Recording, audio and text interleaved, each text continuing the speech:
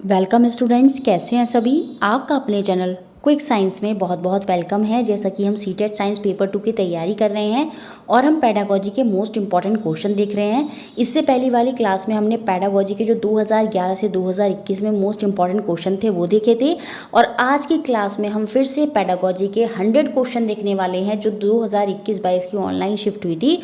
उनमें जो top 100 question हैं वो आज की क्लास में हम देखने वाले हैं और कहीं ना कहीं बहुत सारी चीज़ें जो हैं पेडागोजी से रिलेटेड आपकी जो है यहाँ पर क्लियर हो जाएंगी। देखिए, अगर आपको नोट्स चाहिए, सारे PYQ चाहिए, टॉपिक सीरीज चाहिए, शॉर्ट समरी चाहिए, पेडागोजी के की पॉइंट चाहिए, तो उसके रिगार्डिंग आप मेरे को मेरी मेल ID पर भी मेल कर सकते हैं और ये मेरा व्हाट्सएप नंबर है। सिर्फ आपको व्हाट्सएप ही करना है, कॉलिंग करने से कुछ नहीं होगा, रिसीव नहीं होगा। तो व्हाट्सएप करें इस पर 7906761759 पर और आप मैसेज करेंगे तो आपको 120 रुपीज़ की पेमेंट करनी होगी और आपको जो सारे नोट्स हैं वो सारी जो हैं वो आपको प्रोवाइड करा दिए जाएंगे आपकी व्हाट्सएप पर। तो आज की क्लास आपके लिए बहुत इंपॉर्टेंट रहने वाली है, जो भी आप एग्जाम देने वाले हैं 7 जुलाई को। तो चलिए शुरू करते हैं आज की क्लास और देखेंगे पेडागोजी के मोस्ट इंपॉर्टेंट क्वेश्चंस। पहला क्वेश्चन जो एग्जाम में बना है, which of the following is most appropriate sequence of planning for your science classroom using inquiry approach in teaching of topic heat and temperature. अपनी विज्ञान की कक्षा में विषय पढ़ा रहे हैं हम ऊष्मा और तापमान के शिक्षण में अन्वेषण अधिगम का उपयोग करते हुए योजना का हमें सही क्रम यहाँ पर बनाना है। आप वीडियो को पॉज करेंगे, अपने आप सोचेंगे क्या आंसर होगा, फिर उसके बाद आप अपना आंसर जो है यहाँ से देख लेंगे। तो यहाँ पर जो आंसर है वो आपका ऑप्शन नंबर 3 होगा। देखिए, जब भी इंक्वायरी अप्रोच की बात आती है तो सबसे पहले हम बच्चों को एक्सप्लोर चीज़ें बच्चे खुद से करते हैं। इंक्वायरी में वो खुद से जांच पड़ताल करेंगे चीज़ों की, फिर जाके हम लास्ट में कहीं कंक्लूजन पर बोल जाते हैं। तो बी सबसे पहले आ जाना है और यहाँ पर हमें जब हम ए ऑप्शन देखते हैं यहाँ पर, तो यहाँ पर इन्फर लिखा है, इन्फ्रेंस मतलब निष्कर्ष। निष्कर्ष जो है वो बाद में निकलेगा, इसी को ध्यान में रखते हुए हमारा आंसर जो है ऑप्शन नंबर 3 होगा कि सबसे पहले बच्चों को चीज़ों को एक्सप्लोर करने के लिए कहा गया, उसके बाद रिलेशनशिप बताने के लिए कहा गया और बाद में जाकर कुछ निष्कर्ष निकालने को कहा गया। नेक्स्ट क्वेश्चन देखते हैं, second, for nurturing creativity in science classroom among student a teacher can do all the following except. विद्यार्थियों में सृजनात्मकता के पोषण के लिए एक शिक्षक को निम्न कार्य करने चाहिए सिवाय इसके। फिर से वीडियो पॉज करें और देखिए क्या आंसर होगा यहाँ पर। तो देखिए यहाँ पर जो आंसर होगा वो आपका ऑप्शन नंबर 1 होगा। देखिए, encourage student to frame answer in a prescribe manner. ये कभी भी बच्चे के अंदर जो क्रिएटिविटी है, जो सृजनात्मकता है, उसका पोषण नहीं करेगा, क्योंकि साइंस क्या है, वो तो खुली सोच है, ओपन एंडेड डाइवर्जेंट क्वेश्चन पूछे जाते हैं जहाँ मल्टीपल आंसर होते हैं। तो उसमें हम ऐसी बच्चे को एनकरेज नहीं करेंगे कि जिसमें बच्चा जो है सीमित आंसर दे, प्रिस्क्राइब्ड मैनर में, जो सीमित तरीके में है वहाँ पर आंसर दे। तो ये यहाँ पर उसकी क्रिएटिविटी को नर्चर नहीं करेगा। तो ऑप्शन नंबर 1 जो है वो हमारा यहाँ पर आंसर हो गया। नेक्स्ट क्वेश्चन देखते हैं, थर्ड जो आपका एग्जाम में बना, which of the following step would precede the rest in an inquiry oriented class in which image formation in plane mirror is being introduced in class 7th। एक जांच आधारित कक्षा 7 में जिसमें समतल दर्पण में प्रतिबिंब बनाने की प्रक्रिया का हमें परिचय देना है, तो कौन सा चरण यहाँ पर सबसे पहले आएगा। वीडियो पॉज करें, देखिए क्या आंसर होगा। तो देखिए यहाँ पर जो आपका आंसर होने वाला है वो हो जाएगा आपका ऑप्शन नंबर 2, क्योंकि इंक्वायरी अप्रोच में मैंने क्या बताया आपको, सबसे पहले बच्चों को कुछ चीज़ें करनी होती हैं और जब हम बच्चों को इंक्वायरी अप्रोच में चीज़ें करा रहे होते हैं तो उनको टॉपिक के बारे में ना बताकर आसपास की चीज़ों से रिलेट करते हुए टॉपिक तक लेकर जाते हैं और फिर बाद में जो है टीचर कुछ बताएगा, एक्सप्लेनेशन करेगा लास्ट में, या किसी निष्कर्ष पर हम पहुंचते हैं। तो सबसे पहले बच्चों से कहा गया कि नंबर ऑफ ऑब्जेक्ट लेकर जाएं, अलग अलग पोजीशन पर रखें मिरर के फ्रंट में और ऑब्जर्व करें अपनी इमेज। छात्र दर्पण के सम्मुख जाएं और विभिन्न स्थितियों में वस्तुओं को वहां पर रख के देखें और अपने प्रतिबिंब का अवलोकन करें, तब जाकर उनको जो है प्लेन मिरर से रिलेटेड जो है चीज़ें समझ में आएंगी। वो देखेंगे क्या कि उनकी इमेज जो है वो बिल्कुल इरेक्ट बन रही है, इमेज जो है मिरर के पीछे ही बननी है, वर्चुअल बन रही है, इमेज जो है वस्तु के साइज के बराबर बन रही है। इमेज में क्या हो जाता है, जो अगर कोई अक्षर अगर वो लेकर जा रहे हैं तो अक्षर जो है बदल जा रहे हैं, तो वहाँ पर लेफ्ट राइट हो जाता है, राइट लेफ्ट हो जाता है। तो कहीं ना कहीं कुछ फीचर उनको वहाँ पर समझ में आ जाएंगे। तो ऑप्शन नंबर 2 यहाँ पर जो है वो पहला स्टेप हो जाएगा।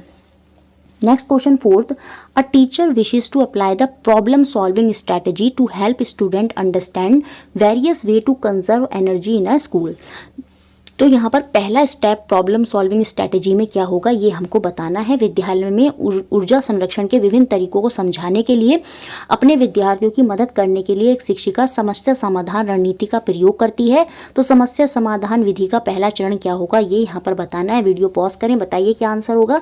तो यहाँ पर जो आपका आंसर होने वाला है वो ऑप्शन नंबर सेकंड है। देखिए जो आंसर है बिल्कुल ऑफिशियल जो आपके की आई थी, आंसर की आई थी, उसको ही ध्यान में रखकर सारे आंसर दिए जा रहे हैं। अब यहाँ पर बहुत से बच्चे कंफ्यूज हो गए होंगे कि सॉरी आंसर जो है वो यहाँ पर आपका ऑप्शन नंबर सेकंड नहीं है, आंसर यहाँ पर आपका ऑप्शन नंबर 1 है। देखिए जैसे मैं कंफ्यूज हो गई कि सबसे पहले प्रॉब्लम सॉल्विंग में आइडेंटिफाइंग आ जाता है, तो बहुत से बच्चे ऑप्शन नंबर सेकंड यहाँ पर आंसर लगा देंगे, but answer option number second नहीं है, आंसर ऑप्शन नंबर 1 है। क्यों आंसर ऑप्शन नंबर 1 है? देखिए एनर्जी को कंजर्व करना है। जब तक आप डेटा कलेक्ट नहीं करेंगे तो आपको कैसे पता चलेगा कि कहाँ कहाँ एनर्जी जो है वो हमको कंजर्व करनी है। तो इस केस में सबसे पहले हमें डेटा ही कलेक्ट करना होगा अबाउट एनर्जी यूसेज, ऊर्जा उपयोग संबंधित आंकड़े एकत्रित करने होंगे। उसके बाद हम आइडेंटिफाई कर पाएंगे कि जो कहाँ कहाँ जो एनर्जी है वो वेस्ट हो रही है। आइडेंटिफाइंग वेस्टफुल प्रैक्टिसेस, अपव्यय व्यवहारों की पहचान करना वो बाद में होगी। जब हम डेटा कलेक्ट कर लेंगे हमको पता चलेगा कि कहाँ कहाँ कितनी एनर्जी यूज हो रही है, उसके बाद हम वेस्टफुल प्रैक्टिसेस जो हैं उनको आइडेंटिफाई करेंगे। तो यहाँ पर जो ऑफिशियल आंसर की में आंसर है वो आपका ऑप्शन नंबर 1 है, ध्यान रखेंगे। Next question number 5, a teacher asked the following question while involving student in an investigatory activity. फिर से इन्वेस्टिगेटरी एक्टिविटी है, वो भी किस पर? Germination of seed. अब यहाँ पर टीचर ने 2 तरह के क्वेश्चंस पूछे हैं, तो उनको ध्यान में रखकर कौन से प्रोसेस स्किल जो है वो इन क्वेश्चन के माध्यम से डेवलप करना चाहती है, कौन से कौशल जो हैं वो यहाँ पर विकसित होंगे। 2 क्वेश्चन यहाँ पर पूछे हैं टीचर ने। How much do they grow if U double the amount of water. यदि हम जल की मात्रा दुगनी कर देंगे तो ये जो ये जो हमारे बीज हैं वो कितनी जल्दी ग्रो करेंगे। तो यहाँ पर टीचर ने अमाउंट डबल करने को कहा। जब भी किसी चीज़ को डबल ट्रिपल या कुछ वैल्यू की बात आ जाती है तो वहाँ पर बच्चे के अंदर जो है वो हम कंट्रोलिंग वेरिएबल, चर नियंत्रण जो है वो करना चाहते हैं। हम बच्चे को बताना चाहते हैं कि चीज़ों को किस तरह से डालना चाहिए, कितना डालना चाहिए, या अगर हम उनको ज़्यादा डाल देंगे तो क्या नुकसान होगा। तो वहाँ पर चर नियंत्रण करना जो है वो इस क्वेश्चन के माध्यम से डेवलप करना चाहती है टीचर। और दूसरा क्वेश्चन जो है यहाँ पर पूछा गया, how much are they growing every week. प्रति सप्ताह वे कितने बढ़ रहे हैं। तो यहाँ पर बच्चे ऑब्जर्व कर रहे होंगे, देख रहे होंगे बच्चे क्या कि पूरा सप्ताह उन्होंने चेक किया होगा कि जो पेड़ है, जो जर्मिनेशन हुआ है बीजों का, वो कैसे पौधे में बदल रहा है। तो यहाँ पर ऑब्जर्वेशन हो जाएगा और कंट्रोलिंग वेरिएबल, इसी को ध्यान में रखते जो आपका आंसर हो जाएगा वो आपका ऑप्शन नंबर 1 यहाँ पर आंसर हो जाएगा। नेक्स्ट क्वेश्चन 6 जो आपका एग्जाम में बना, consider the statement and choose the correct option. नीचे दिए गए कथनों पर विचार करिए और सही विकल्प का यहाँ पर हमें चुनाव करना है। यहाँ पर हमें एक असर्शन दिया है, अभिकथन जो है वो क्या दिया है कि एक जो टीचर है should teach each science concept assuming student know nothing. देखिए विज्ञान में ऐसा नहीं होता। विज्ञान में हम ये मान के चलते हैं कि बच्चे को चीज़ें पता हैं अपने आसपास की और उन्हीं से रिलेट करते हुए बच्चे को हम टॉपिक तक लेकर जाते हैं। तो हमें टीचर को कभी भी ये एज्यूम नहीं करना होता कि बच्चे को कुछ नहीं पता है। तो ये जो अभिकथन है यहाँ पर गलत है, क्योंकि जो हमें पढ़ाना होता है वो यही ध्यान में रखकर पढ़ाना होता है कि बच्चे को आसपास की चीज़ों की नॉलेज है। Science is an abstract subject with no clear interconnection with scientific concept. ये भी यहाँ पर गलत दे रखा है। विज्ञान एक अमूर्त विषय है जिसका वैज्ञानिक संकल्पनाओं से कोई स्पष्ट संबंध नहीं होता। वैज्ञानिक संकल्पनाओं से पूरा एक संबंध होता है, तभी तो चीज़ें समझाई जाती हैं। तो यहाँ पर दोनों ही गलत हैं। इट मीन्स ऑप्शन नंबर 4 यहाँ पर आंसर हो गया। नेक्स्ट क्वेश्चन 7th जो एग्जाम में बना, asking question such as can you think of a different and a better way of trying out the ideas after an investigatory project help student to. एक अनुसंधानात्मक परियोजना के बाद ऐसा प्रश्न पूछा जाना, क्या आप अपनी अवधारणाओं के पूर्व परीक्षण के लिए एक विभिन्न एवं बेहतर मार्ग सोच सकते हैं, विद्यार्थियों को मदद कर सकता है किसमें, बताइए। पॉज करके वीडियो, क्या यहाँ पर आंसर होगा। देखिए यहाँ पर जो आंसर होगा वो होगा ऑप्शन नंबर 1, क्योंकि कम्युनिकेशन, ऑब्जर्व, हाइपोथेसिस ये चीज़ें तो बच्चे कर ही नहीं रहे। यहाँ पर बच्चों ने कुछ कार्य कर लिया, कोई इन्वेस्टिगेशन कर ली, उसके बाद टीचर ने ये पूछा क्या इससे भी कोई बेहतर तरीका हो सकता था इसको करने के लिए। तो बच्चों ने वहाँ खुद से गहन चिंतन करा, एब्स्ट्रैक्ट थिंकिंग जो है जो गहन चिंतन है वो वहाँ पर उन्होंने करा, क्रिटिकली रिफ्लेक्ट, क्रिटिकली जो अनुचिंतन है वहाँ पर उन्होंने वो सेल्फ से करा, तो ऑप्शन नंबर 1 जो है वो यहाँ पर सही हो गया। नेक्स्ट क्वेश्चन देखते हैं, क्वेश्चन नंबर 8 जो एग्जाम में बना, a teacher introduce the topic cyclone in the class by asking the following question without mentioning the topic to be taught. Class में टीचर पढ़ाना चाहती है भैया कौन सा टॉपिक, चक्रवात जो है वो पढ़ाना चाहती है, और उसने टॉपिक का नाम जो है वो क्लास में नहीं बताया, बट उसने क्लास में आके क्या कहा, have you heard about heavy rain in West Bengal and Orissa in 2021, has any one of you heard the term Yaas, क्योंकि उसका नाम यास था साइक्लोन का। What would be the objective of the teacher behind asking these question to student. देखिए teacher ने topic अभी mention नहीं किया है, लेकिन टीचर ने ऐसे क्वेश्चन क्यों पूछे हैं, क्योंकि वो बच्चों को टॉपिक तक ले जाना चाहती है, टू कॉन्टेक्चुअलाइज द टॉपिक। तो ऑप्शन नंबर 3 विषय को प्रासंगिक बनाना, टू कॉन्टेक्चुअलाइज द टॉपिक, तो ऑप्शन नंबर 3 जो है वो यहाँ पर हमारा आंसर हो जाएगा। बाकी देखिए यहाँ पर देखें, क्लास को अट्रैक्टिव नहीं बनाना, मोनोटोनी क्लास की ब्रेक नहीं करनी, जनरल नॉलेज की तो यहाँ कोई बात ही नहीं है, तो ऑप्शन नंबर 3 ही यहाँ पर हमारा आंसर होगा। Next question 9th, which of the following attribute are essential component of scientific temper. वैज्ञानिक स्वभाव के जो आवश्यक घटक हैं वो हमको यहाँ पर बताने हैं। वीडियो को पॉज करें, बताएं क्या आंसर होगा। तो 2 बताने थे, तो ऑप्शन नंबर 3 यहाँ पर आंसर होगा, ए और बी। देखिए जो विज्ञान है वो ओपन माइंडेडनेस, खुली सोच पर बिल्कुल होती है, अलग अलग विचार आते हैं तभी हम चीज़ों की खोज कर पाते हैं, और स्केप्टिसिज्म जो संशयता होती है वो साइंस में बनी रहती है। जब बहुत सारे एक्सपेरिमेंट करे जाते हैं तो बहुत एक्सपेरिमेंट फेल होते हैं, तभी जाकर कुछ एक अच्छी चीज़ जो है वो निकल कर आती है, तो संशयवाद जो है वो साइंस में बना रहता है। तो ए और बी जो है वो साइंटिफिक टेम्पर को दर्शा रहे हैं, तो ऑप्शन नंबर 3 जो है वो यहाँ पर आंसर है।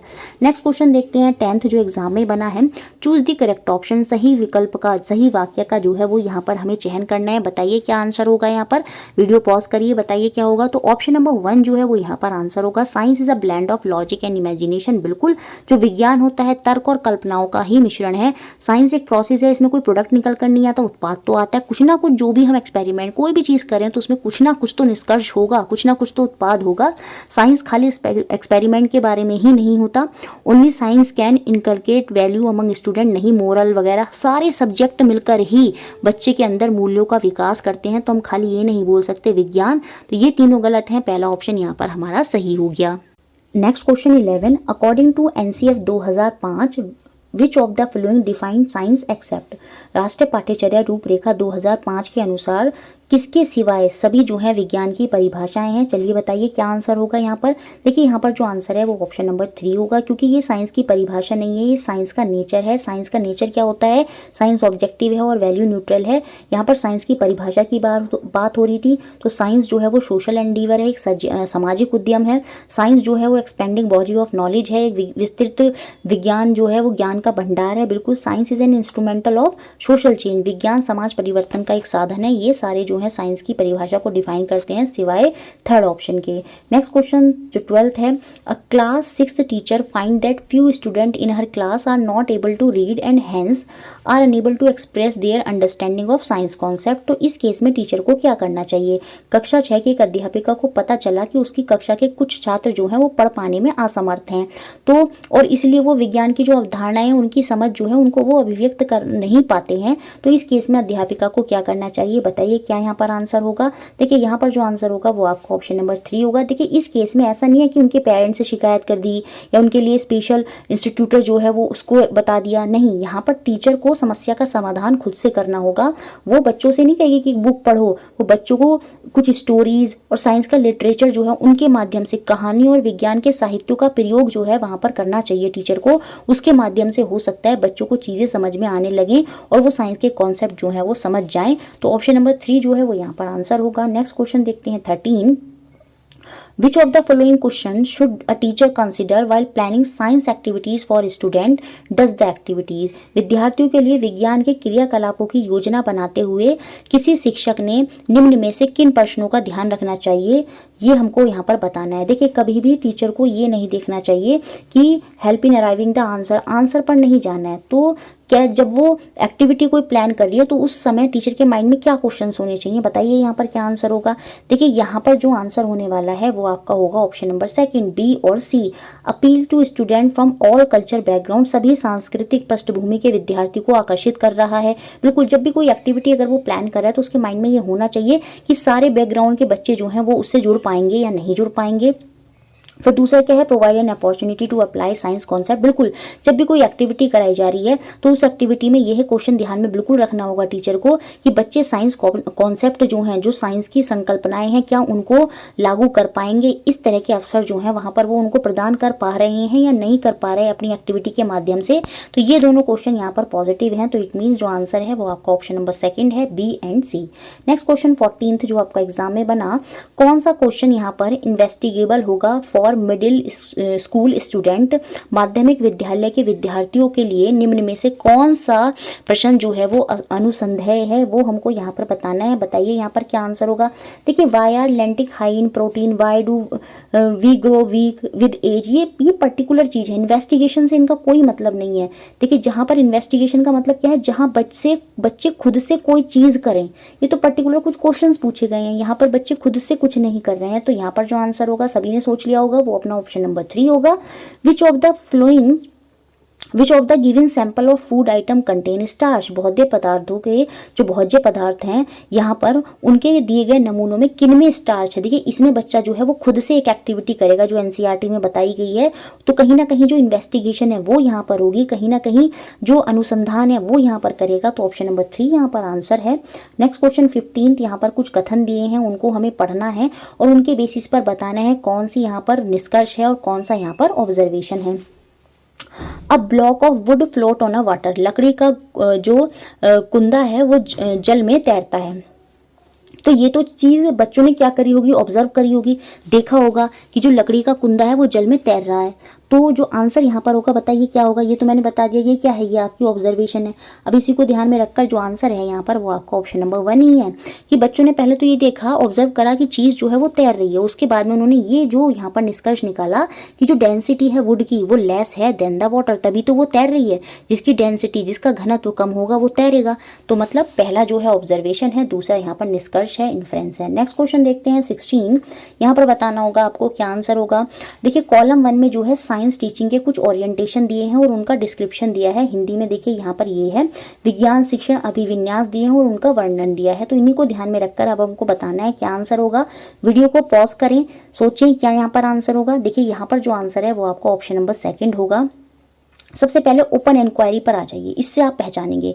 देखिए, ओपन इंक्वायरी में बच्चे फ्री एक्सप्लोरेशन करते हैं, खुद से free exploration by student using self devised method. Teacher यहाँ पर फैसिलिटेट करता है बट वहाँ पर उनको प्रिस्क्राइब नहीं करता, चीज़ों को बताता नहीं है, बस चीज़ें दे दी जाती हैं। क्योंकि ओपन इंक्वायरी क्या है, बस से खुद से फ्री एक्सप्लोरेशन करें, खोज कर रहे हैं। तो डी का सीधी सी बात है, यहाँ पर आपका क्या होने वाला है, डी का यहाँ पर आपका 3rd होने वाला है, जो कि हमको पहले और दूसरे और चौथे ऑप्शन में दिख रहा है। तो जो आंसर है वो आपका ऑप्शन नंबर 2 है। डी यहाँ पर 3rd को रिप्रेजेंट कर रहा है। डायडेक्टिक मेथड जो है इसमें क्या होता है, presentation of science concept bye the teacher followed by illustration and demonstration. देखिए, जो डायडेक्ट मेथड है वो आप याद रखेंगे, शिक्षात्मक स्पष्टीकरण। इसमें टीचर जो है वो एक्टिव होता है। टीचर क्या करता है, चीज़ों को प्रस्तुत करता है और उसके उनका जो निर्देशन है और प्रदर्शन है वो टीचर जो है यहाँ पर करता है, वो डायरेक्ट मेथड हो गया। एक्टिव डायरेक्ट मेथड क्या होता है, वो आपका 4th हो जाएगा और जो गाइडेड मेथड हो जाएगा वो आपका यहाँ पर 1st हो जाएगा। देखिए, बहुत ज़्यादा एक्सप्लेनेशन मैं नहीं कर रही वरना वीडियो बहुत लंबी हो जाएगी, आप खुद से देख लीजिएगा क्योंकि डिटेल में तो ये हमने पहले भी कर रखे हैं, ये हिंदी में दे रखा था। नेक्स्ट क्वेश्चन देखते हैं 17 जो आपका एग्जाम में बना था। Many class 7th student of the school are found to believe that all the metal are hard, solid and sonorous. What would be the most appropriate pedagogical advice to the teacher in this class? किसी विद्यालय में कक्षा 8 के विद्यार्थियों में यह पाया गया कि वे विश्वास करते हैं कि धातुएं जो होती हैं वो कठोर, ठोस और ध्वनित होती हैं। इस कक्षा में शिक्षक को सबसे उपयुक्त शैक्षणिक सलाह क्या होगी? देखिए, बच्चों को ये लगता है कि सभी मेटल जो होते हैं वो हार्ड हैं, सॉलिड हैं, सोनोरस हैं, तो ये उनकी गलत अवधारणा है। तो इसको किस पेडागोजिकल एडवाइस जो है वो यहाँ पर टीचर को यूज़ करनी चाहिए क्लास में, ताकि बच्चों की अवधारणा दूर हो जाए। बताइए यहाँ पर क्या आंसर होगा। देखिए, यहाँ पर जो आंसर होगा वो आपका ऑप्शन नंबर 1 है। जैसे मैंने आपको मेटल और नॉन मेटल समझाया था, तो मैंने एक्सेप्शंस भी बताए थे। तो include typical as well as non typical example while introducing concept. जैसे मैंने आपको कॉन्सेप्ट पढ़ाया था मेटल और नॉन मेटल, तब मैंने एक्सप्लेन किया कि कुछ एक्सेप्शन मेटल में भी हैं, कुछ एक्सेप्शन नॉन मेटल में भी हैं। तो यहाँ पर मेटल का कॉन्सेप्ट है, तो मैं यहाँ पर क्या करूँगी, typical as well as non typical example दोनों दूंगी। मैं वो भी एग्जाम्पल दूंगी कि जो सब्सटेंस हार्ड है या सॉलिड है, और मैं वो भी एग्जाम्पल दूंगी जो सब्सटेंस हार्ड नहीं है, जैसे मरकरी के बारे में मैं बताऊंगी। तो यहाँ पर जो आंसर है वो आपका ऑप्शन नंबर 1 है। नॉन मेटल की तो कोई बात ही नहीं हो रही है, तो ये दोनों ऑप्शन तो यहाँ पर बाहर हो गए। यहाँ पर हमें उसका फीचर नहीं बताना है, बच्चे का जो मिसकंसेप्शन है वो दूर करना है। तो इस तरह की कोई चीज़ मुझको करनी होगी जिससे जो बच्चे का मिसकंसेप्शन है वो दूर हो जाए। तो ऑप्शन नंबर 1 यहाँ पर सही होगा। नेक्स्ट क्वेश्चन 18th, बताइए यहाँ पर क्या आंसर होगा 18 क्वेश्चन का। Which of the following item has the most potential for assessing the divergent thinking of the student? विद्यार्थियों की अपसारी सोच का मूल्यांकन करने के लिए सबसे अच्छा सवाल यहाँ पर बताना है, कौन सा होगा। डाइवर्जेंट थिंकिंग, जहाँ पर बच्चे मल्टीपल चीज़ें सोचते हैं, उसके आधारित पर टीचर को असेसमेंट करना है। तो बताइए कौन सा क्वेश्चन यहाँ पर सबसे सुटेबल होगा। तो यहाँ पर जो आंसर होगा वो आपका ऑप्शन नंबर 4 होगा। Discuss the possible environmental consequences if deer will disappear. देखिए यहाँ पर बच्चे जो हैं, जब उनसे कहा जाएगा बताइए क्या परिणाम होगा अगर सारे हिरण जो हैं वो समाप्त हो जाएं, तो उसका क्या कॉन्सिक्वेंस होगा। तो यहाँ पर बच्चे मल्टीपल आंसर देंगे, तो वो बच्चे की थिंकिंग टीचर जान पाएगा। कहीं ना कहीं जो डाइवर्जेंट थिंकिंग है बच्चे की, वो टीचर पहचानेगा और उसके बेसिस पर वो बच्चों का मूल्यांकन कर लेगा। तो ऑप्शन नंबर 4 जो है वो इस केस में बेस्ट क्वेश्चन होगा। नेक्स्ट क्वेश्चन 19, यहाँ पर बताइए इसका आंसर क्या होगा। Which of the following is an acceptable guided factor for developing science text book for the country like India. Bharat जैसे देश में पाठ्य पुस्तकों का विकास करने के लिए कौन सा अनुमोदित निर्देशित कारक होगा, ये हमको बताना है। कोई एक टेक्स्ट बुक डिज़ाइन कर रहे हैं इंडिया लाइक कंट्री में, तो कौन सा यहाँ पर फैक्टर होना चाहिए, बताइए क्या आंसर होगा यहाँ पर। देखिए जो 19 का आंसर होने वाला है वो आपका ऑप्शन नंबर 4 होगा। देखिए हम ये माइंड में नहीं रखेंगे कि खाली जो मिडिल इनकम ग्रुप पर्टिकुलर चीज़ को नहीं होता, कि हम ऐसे illustrative example should be drawn only from the experience of children belonging to families of middle class group. नहीं, इस तरह से तो भेदभाव कर दिया, तो ये तो बिल्कुल नहीं होगा। ठीक है, तो यहाँ पर जो आंसर है वो आपका ऑप्शन नंबर 4 ही है। There should be an opportunities for learner to appreciate how the concept of science evolve with time. विज्ञान की संकल्पनाएं समय के साथ कैसे विकसित होती हैं, इसकी सराहना करने के लिए शिक्षार्थियों को अवसर मिलने चाहिए। इस तरह की पुस्तक वहाँ पर बनानी चाहिए जिसमें बच्चों को पता चले कैसे समय के साथ विज्ञान का विकास हुआ है, कैसे समय के साथ चीज़ें बदलती चली गई हैं। इस तरह की चीज़ें बुक में होनी चाहिए। तो ऑप्शन नंबर 4 जो है वो यहाँ पर आंसर हो जाएगा। नेक्स्ट क्वेश्चन देखते हैं 20, यहाँ पर बताना है क्या आंसर होगा। एक स्टूडेंट ने यहाँ पर क्या करा है, रिपोर्ट प्रिपेयर की है गार्डन में जाने के बाद, और उसने अपनी रिपोर्ट में क्या लिखा है। I notice most of the plant and tree were without flower and fruit. This may due to hot summer and no rain for last 2-3 month. तो कौन से process of science are involve in this report. तो इस report में कौन से प्रक्रिया कौशल जो हैं वो शामिल हैं, ये हमको बताने हैं। बच्चे ने क्या अपनी किताब में लिखा है कि मैंने नोटिस किया। नोटिस किया मतलब उसने ऑब्जर्व किया होगा, तो यहाँ पर ऑब्जर्वेशन तो जो है वो तो बिल्कुल हो रही है, तो ए तो पक्का आना है, और जब ए आना है तो ये दोनों ऑप्शन होने हैं बाहर। अब बताइए क्या आंसर है। तो देखिए यहाँ पर जो आंसर है वो आपका ऑप्शन नंबर 1 जो है वो आंसर होगा। यहाँ पर उसने पहले ऑब्जर्व किया और उसके बाद मैंने बताया कार्य के बाद, जब कार्य के बीच में जो हम कर रहे होते हैं वहाँ पर हमारी परिकल्पना होती है। प्रिडिक्टिंग जो होती है वो कार्य से पहले होती है, पूर्व अनुमान, कार्य से पहले का अनुमान। अब तो उसने कार्य कर लिया, उसने नोटिस कर लिया, उसके बाद उसने अनुमान लगाया वहाँ पर, उसके बाद उसने हाइपोथेसिस की, परिकल्पना की कि अच्छा ऐसा इसलिए हुआ होगा क्योंकि यहाँ पर बहुत गर्मी है और 2-3 महीने से बारिश नहीं पड़ी है, इसी वजह से इस तरह की घटना हुई है। तो यहाँ पर जो कौन से प्रोसेस इसके लिए इस रिपोर्ट में इन्वॉल्व हैं वो हैं आपके ऑब्जर्विंग और हाइपोथेसिस। इट मीन्स आंसर हो गया आपका ऑप्शन नंबर आंसर हो गया आपका ऑप्शन नंबर 1 ए और बी। नेक्स्ट क्वेश्चन देखते हैं 21। Repulsion is the sure test to identify magnet. This statement is an example of. चुंबक को पहचानने के लिए विकर्षण एक निश्चयी कसौटी है। मैग्नेट वाले चैप्टर में मैंने पढ़ाया था कि ये एक निष्कर्ष निकल कर आता है कि रिपल्शन क्या है, एक श्योर टेस्ट है टू आइडेंटिफाई करना कि वो मैग्नेट है। तो ये ना तो ऑब्जर्वेशन है, ना प्रेडिक्शन है, ना हाइपोथेसिस है, ये इन्फ्रेंस है। तो ऑप्शन नंबर 2 यहाँ पर हमारा आंसर हो गया। Next question 22। According to NCF 2005 position paper on teaching of science, which of the following is not true about science. विज्ञान की शिक्षा पर एनसीएफ 2005 के अनुसार विज्ञान के विषय में क्या सत्य नहीं है, ये हमको बताना है। चलिए पॉज कर बताइए यहाँ पर क्या सही नहीं है। तो यहाँ पर जो सही नहीं है वो ऑप्शन नंबर सेकंड हो जाएगा। विज्ञान कंप्लीटली पूर्णतः ऑब्जेक्टिव और वैल्यू न्यूट्रल नहीं है। जब भी कंप्लीटली शब्द आ जाए, किसी चीज़ को पर्टिकुलर कर दिया जाए तो वो सही नहीं होती। तो ऑप्शन नंबर सेकंड जो है वो यहाँ पर गलत हो जाएगा। बाकी सारे जो ऑप्शन होंगे वो यहाँ पर सही हैं।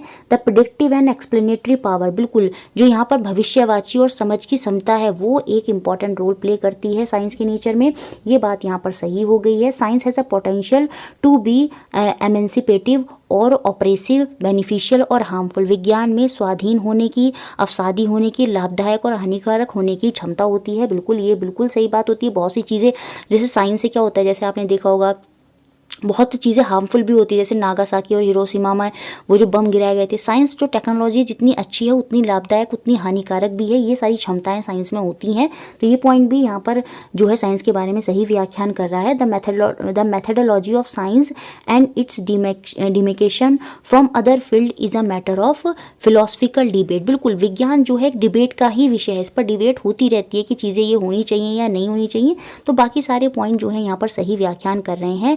ये ही यहाँ पर सत्य नहीं कि साइंस पूर्ण रूप से ऑब्जेक्टिव और वैल्यू न्यूट्रल नहीं है।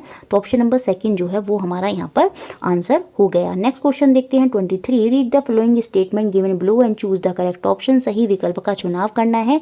असर्शन दिया है क्या, inclusion of socio scientific issue in curriculum is helpful in elucidating the nature of science. बिल्कुल, पाठ्यचर्या में सामाजिक वैज्ञानिक मुद्दों को सम्मिलित करना विज्ञान की प्रकृति को स्पष्ट करने में मददगार होता है। बिल्कुल, सोसाइटी में कुछ इश्यूज़ हैं, जैसे आपका ग्रीन हाउस इफेक्ट हो गया, बहुत सारे इश्यूज़ होते हैं, पॉल्यूशन से रिलेटेड इशू हो गए। ये सारी चीज़ें कैरिकुलम में इंक्लूड करना, सामाजिक वैज्ञानिक मुद्दों को इंक्लूड करना कहीं ना कहीं जो साइंस की प्रकृति है उसके बारे में उसको जानने में मददगार होता है। ये बात तो यहाँ पर सही है। रीजनिंग क्या बोली है, इसके पीछे का कारण क्यों है कि हमें ऐसी चीज़ें क्यों करनी चाहिए। Understanding of science is useful in making a informal decision in daily life. देखिए, ये बात यहाँ पर सही है, लेकिन इसका इससे कोई कनेक्शन नहीं दिख रहा। ऊपर वाला जो अभी कथन दिया है कि विज्ञान की समझ दैनिक जीवन में सुविचारित निर्णय लेने में उपयोगी है, बिल्कुल ये तो है। दैनिक जीवन में सुविचारित निर्णय लेने में विज्ञान हमारी मदद करता है, लेकिन कि हम अपनी पाठ्यचर्या में सोशल साइंस को क्यों इंक्लूड कर रहे हैं उसका इससे कोई कनेक्शन नहीं है। इसलिए हम यहाँ पर आंसर देंगे कि यहाँ पर ऑप्शन नंबर सेकंड सही होगा कि ए और आर दोनों सही हैं, लेकिन आर उसकी सही व्याख्यान नहीं कर रहा है। Next question 24। Which of the following method can not be adopted to assess skill learner in science classroom. विज्ञान की किसी कक्षा में शिक्षार्थियों की प्रेषण निपुणता का मूल्यांकन करने में निम्न में से कौन सी विधि अपनाई नहीं जा सकती, वो हमको यहाँ पर बतानी है। बताइए यहाँ पर क्या आंसर होगा। देखिए, आंसर होगा ऑप्शन नंबर 3, क्लास टेस्ट। देखिए, क्लास टेस्ट कभी भी अच्छा नहीं होगा। बाकी project method, experiment, field trip, ये साइंस में बहुत बड़ा रोल प्ले करते हैं, इसलिए आंसर यहाँ पर ऑप्शन नंबर 3 था। Next question 25। The main advantage of swing ICT resource for teaching the topic atom and molecule could be help in. विषय परमाणु और अणु के शिक्षण के लिए ICT संसाधन का उपयोग करना मददगार हो सकता है। ICT मतलब जब हम एडवांस टेक्नोलॉजी जैसे प्रोजेक्टर वगैरह या मतलब 3D प्रेजेंटेशन के थ्रू उस चीज़ों को समझाने की कोशिश कर रहे हैं। तो बेसिकली हम टॉपिक कौन सा पढ़ा रहे हैं, एटम और मॉलिक्यूल। तो ये किस में हेल्प करेगा, यहाँ पर बताइए क्या आंसर होगा आपका। देखिए, यहाँ पर जो आंसर है ये ऑप्शन नंबर 3 होगा, विजुअलाइजिंग माइक्रोस्कोपिक फिनोमिना। मतलब कि जो एटम होता है ना वो बहुत छोटा होता है, तो उसको माइक्रोस्कोपिक लेवल पर अंडरस्टैंड करने के लिए हम जो ICT रिसोर्सेज हैं उन संसाधनों का प्रयोग करेंगे। सूक्ष्म दर्शीय परिघटनाओं की कल्पना करने में जो ICT के रिसोर्सेज हैं वो मददगार होंगे, उनका मेन एडवांटेज यहीं पर हेल्पफुल होगा। तो ऑप्शन नंबर 3 जो है वो यहाँ पर आंसर हो जाएगा। नेक्स्ट क्वेश्चन 26 जो एग्जाम में बना, a democratic science teaching learning environment does not entail. एक लोकतांत्रिक विज्ञान शिक्षण अधिगम परिवेश में वांछनीय नहीं है क्या, ये हमको बताना है। बताइए क्या आंसर होगा यहाँ पर। देखिए, यहाँ पर भी जो आंसर होगा वो ऑप्शन नंबर 3 होगा। शिक्षण का प्रभुत्व, कि टीचर की अथॉरिटी नहीं होनी चाहिए। अगर खुला माहौल दिया जा रहा है तो टीचर वहाँ पर बच्चों को कंट्रोल नहीं करना चाहिए कि ये मत करो, ऐसे मत करो। तो वो कहीं ना कहीं जो स्वतंत्र विज्ञान टीचिंग है उसको नहीं दर्शाएगा, इसलिए यहाँ पर आंसर है आपका ऑप्शन नंबर 3। बाकी शेयरिंग आइडियाज़ ये तो बच्चे करेंगे, तभी तो वो चीज़ें क्या करेंगे, एक्सप्लोर कर पाएंगे, चीज़ों को कर पाएंगे, है ना। रेस्पेक्ट टू डाइवर्सिटी, विविधता के लिए सम्मान, शेयर रेस्पॉन्सिबिलिटी फॉर लर्निंग, बिल्कुल शेयर्ड, अधिगम के प्रति साझा उत्तरदायित्व, तो ये सारे के सारे पॉजिटिव पॉइंट है। तो जो नेगेटिव पॉइंट है वो ऑप्शन नंबर 3 है। नेक्स्ट क्वेश्चन देखते हैं 27 क्वेश्चन जो एग्जाम में बना। बताइए यहाँ पर क्या आंसर होगा। Which of the following is most desirable practice to be adopted by a teacher for introducing the topic friction. देखिए कोई टॉपिक पढ़ाना है टीचर को घर्षण, तो उसको परिचित कराने के लिए सबसे वांछनीय विधि क्या होगी। देखिए मैंने भी जब आपको फ्रिक्शन पढ़ाया था तो सबसे पहले चीज़ों को एग्जाम्पल से पढ़ाने की कोशिश करते हैं, तो और एग्जाम्पल के साथ साथ जो बच्चे की वर्तमान नॉलेज है उसको ध्यान में रखकर चीज़ों को हम बताते हैं। यही हमारी इंक्वायरी अप्रोच में भी होता है कि चीज़ों को पहले एक्सप्लोर कराना है और बच्चों को आसपास की चीज़ों को ध्यान में रखकर ही चीज़ों को जो है समझाना होता है। एक्सप्लोरिंग स्टूडेंट एग्जिस्टिंग आइडिया, छात्रों के वर्तमान विचारों की छानबीन करना। जब भी हम कोई एक नया टॉपिक पढ़ा रहे हैं तो हम उनको आसपास की चीज़ें जो वर्तमान में नॉलेज है उससे रिलेट करते हुए पढ़ाते। जैसे हम उनसे बोलेंगे कि आप केले के छिलके पर फिसल क्यों जाते हो, है ना, तो कहीं ना कहीं वो फ्रिक्शन घर्षण का कॉन्सेप्ट जो है वहीं से आएगा। जाड़ों के समय में दरवाज़ा बहुत मुश्किल से क्यों लगता है, क्योंकि वहाँ घर्षण बढ़ जाता है। तो जो उनकी वर्तमान नॉलेज है उसको हमने जांचा, उसी के आधार पर जो है हम धीरे धीरे जो टॉपिक है वो समझाएंगे। तो पहले हम एक्सप्लोर करेंगे बच्चे के जो वर्तमान आइडियाज़ हैं, तो ऑप्शन नंबर 3 जो है वो यहाँ पर आंसर हो जाएगा। नेक्स्ट क्वेश्चन 28 जो यहाँ पर बताना है क्या आंसर होगा। Sajiya ask student to compare the root of grass with other weed and write the difference between them. तो कौन सा प्रोसेस स्किल इस टास्क में इवॉल्व हुआ है, ये हमको बताना है कि इस गतिविधि में कौन सा क्रिया कौशल का प्रयोग किया गया है। साजिया जो कि विद्यार्थियों से घास और अन्य खरपतवार की जड़ों की तुलना करने और जड़ के प्रकार के नाम और उनके जो बीज पाए जाने उनका अंतर लिखने को कहती है। देखिए पहले उसने क्या करा कि कंपेयर करिए root of grass with other weed. तो कंपेयर करने के लिए बच्चे क्या करेंगे, ऑब्जर्व करेंगे। तो यहाँ पर जो मुख्यतम रूप से स्किल इवॉल्व है वो आपका ऑब्जर्विंग होगा। ऑप्शन नंबर 1 यहाँ पर आंसर होगा। बाकी देखिए यहाँ पर क्लासीफाइंग भी हो सकता है, क्योंकि बच्चे यहाँ पर चीज़ों को क्या कर रहे हैं, डिफरेंशिएट भी कर रहे हैं, तो क्लासीफाइंग भी कर रहे हैं। लेकिन यहाँ पर मेन प्रायोरिटी क्या है, वो बच्चों ने पहले कंपेयर करा, चीज़ों को देखा होगा, उसके बाद ही चीज़ों को जो है वो क्लासीफाई किया होगा, डिफरेंशिएट किया होगा। तो पहला यहाँ पर आंसर जो है जिसको प्रायोरिटी दी गई है सीटेट के द्वारा वो ऑप्शन नंबर 1 है। ऑब्जर्विंग जो है वो यहाँ पर आंसर माना गया है ऑफिशियल आंसर की में। Next question 29 scientific attitude is related to which of the following. वैज्ञानिक दृष्टिकोण का संबंध निम्न में से किससे है, ये हमको बताना है। बताइए क्या यहाँ पर आंसर होगा। देखिए यहाँ पर जो आंसर है वो आपका ऑप्शन नंबर 1 है। कारण और प्रभाव के संबंध में विश्वास रखना, believe in cause and effect relationship, यही साइंटिफिक एटीट्यूड का फॉलोइंग होता है। जो हमने खोज करी उसका प्रभाव क्या होगा, है ना, यही तो चीज़ होती है। कॉज एंड इफेक्ट रिलेशनशिप ही तो चलता है साइंस में। बाकी willing to pull in hard work, memorising करना चीज़ों को नहीं, spend more time in laboratory, आप खुद ही देख लेते हैं तीनों के तीनों तो नेगेटिव पॉइंट है। तो पॉजिटिव पॉइंट तो यहाँ पर वही है कि जो भी चीज़ हम कर रहे हैं, जो भी हम चीज़ कर रहे हैं उसके पीछे क्या, उसका कारण क्या है और उसका प्रभाव क्या होगा। कोई भी बच्चा कोई नई चीज़ खोजता है तो बिल्कुल वो ध्यान में रखता है कि मैं ये क्यों कर रहा हूँ, इसका कारण क्या है और इससे मेरी क्या निष्कर्ष निकल कर आएगा, इसका प्रभाव क्या होगा। तो वैज्ञानिक दृष्टिकोण में एक इंपॉर्टेंट रोल प्ले करता है। तो ऑप्शन नंबर 1 यहाँ पर आंसर है। नेक्स्ट क्वेश्चन देखते हैं 30 क्वेश्चन। बताइए यहाँ पर क्या आंसर होने वाला है। Which among the following is incorrect about science. विज्ञान के विषय में क्या गलत है ये हमको बताना है। बताइए क्या आंसर होगा यहाँ पर। देखिए यहाँ पर जो आंसर होगा वो आपका ऑप्शन नंबर 4 होगा। विज्ञान जो है वो हमेशा स्वतंत्र नहीं। अभी तो हमने देखा विज्ञान में साइंस के साथ साथ एसएसटी भी आती है। विज्ञान में हम हिस्ट्री को भी लेकर चलते कि हिस्ट्री के साथ साइंस ने कैसे विकास किया है। तो विज्ञान स्वतंत्र नहीं है। विज्ञान जो है एनवायरमेंट, एसएसटी, सोशल साइंस सब चीज़ों को इंक्लूड कर रहा है। तो विज्ञान हम ये नहीं कहेंगे हमेशा स्वतंत्र है। तो ऑप्शन नंबर 4 ही जो है वो यहाँ पर हमारा गलत हो जाएगा।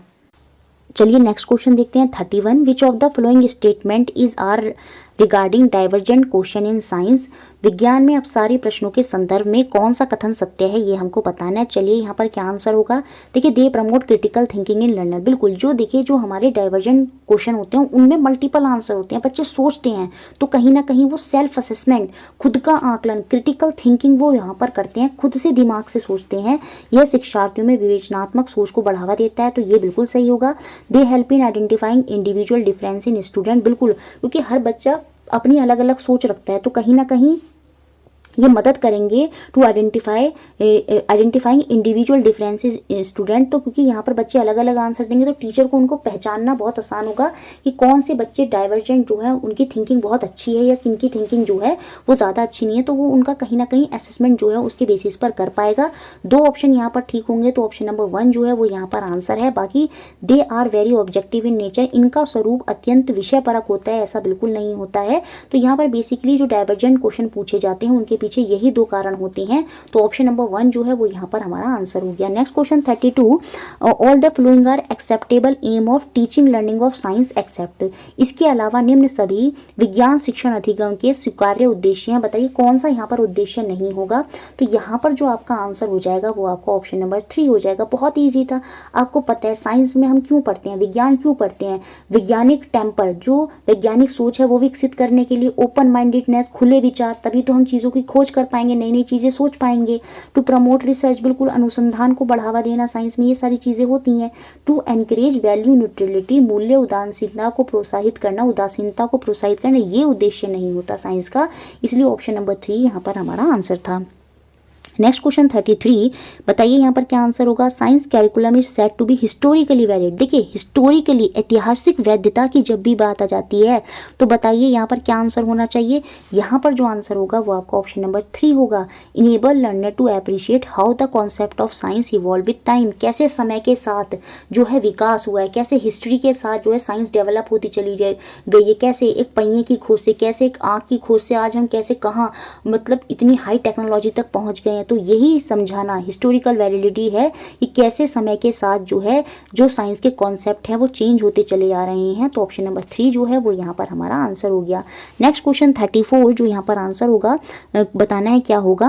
विच of the following statement is not true about science, निम्न में से क्या विज्ञान के बारे में कौन सा कथन सत्य नहीं है, ये हमको बताना है। बताइए सारे ऑप्शन को पढ़कर क्या यहाँ पर सही नहीं होगा। देखिए यहाँ पर जो सही नहीं होगा वो ऑप्शन नंबर 2 होगा। Development of scientific knowledge follow a linear path. देखिए विज्ञान का कोई एक पाथ नहीं होता, मेरी मर्जी है मैं ऐसे खोज करूं, फिर वो करूंगी, कुछ और चीज़ करूंगी, तब जाकर मैं कहीं निष्कर्ष पर आऊंगी।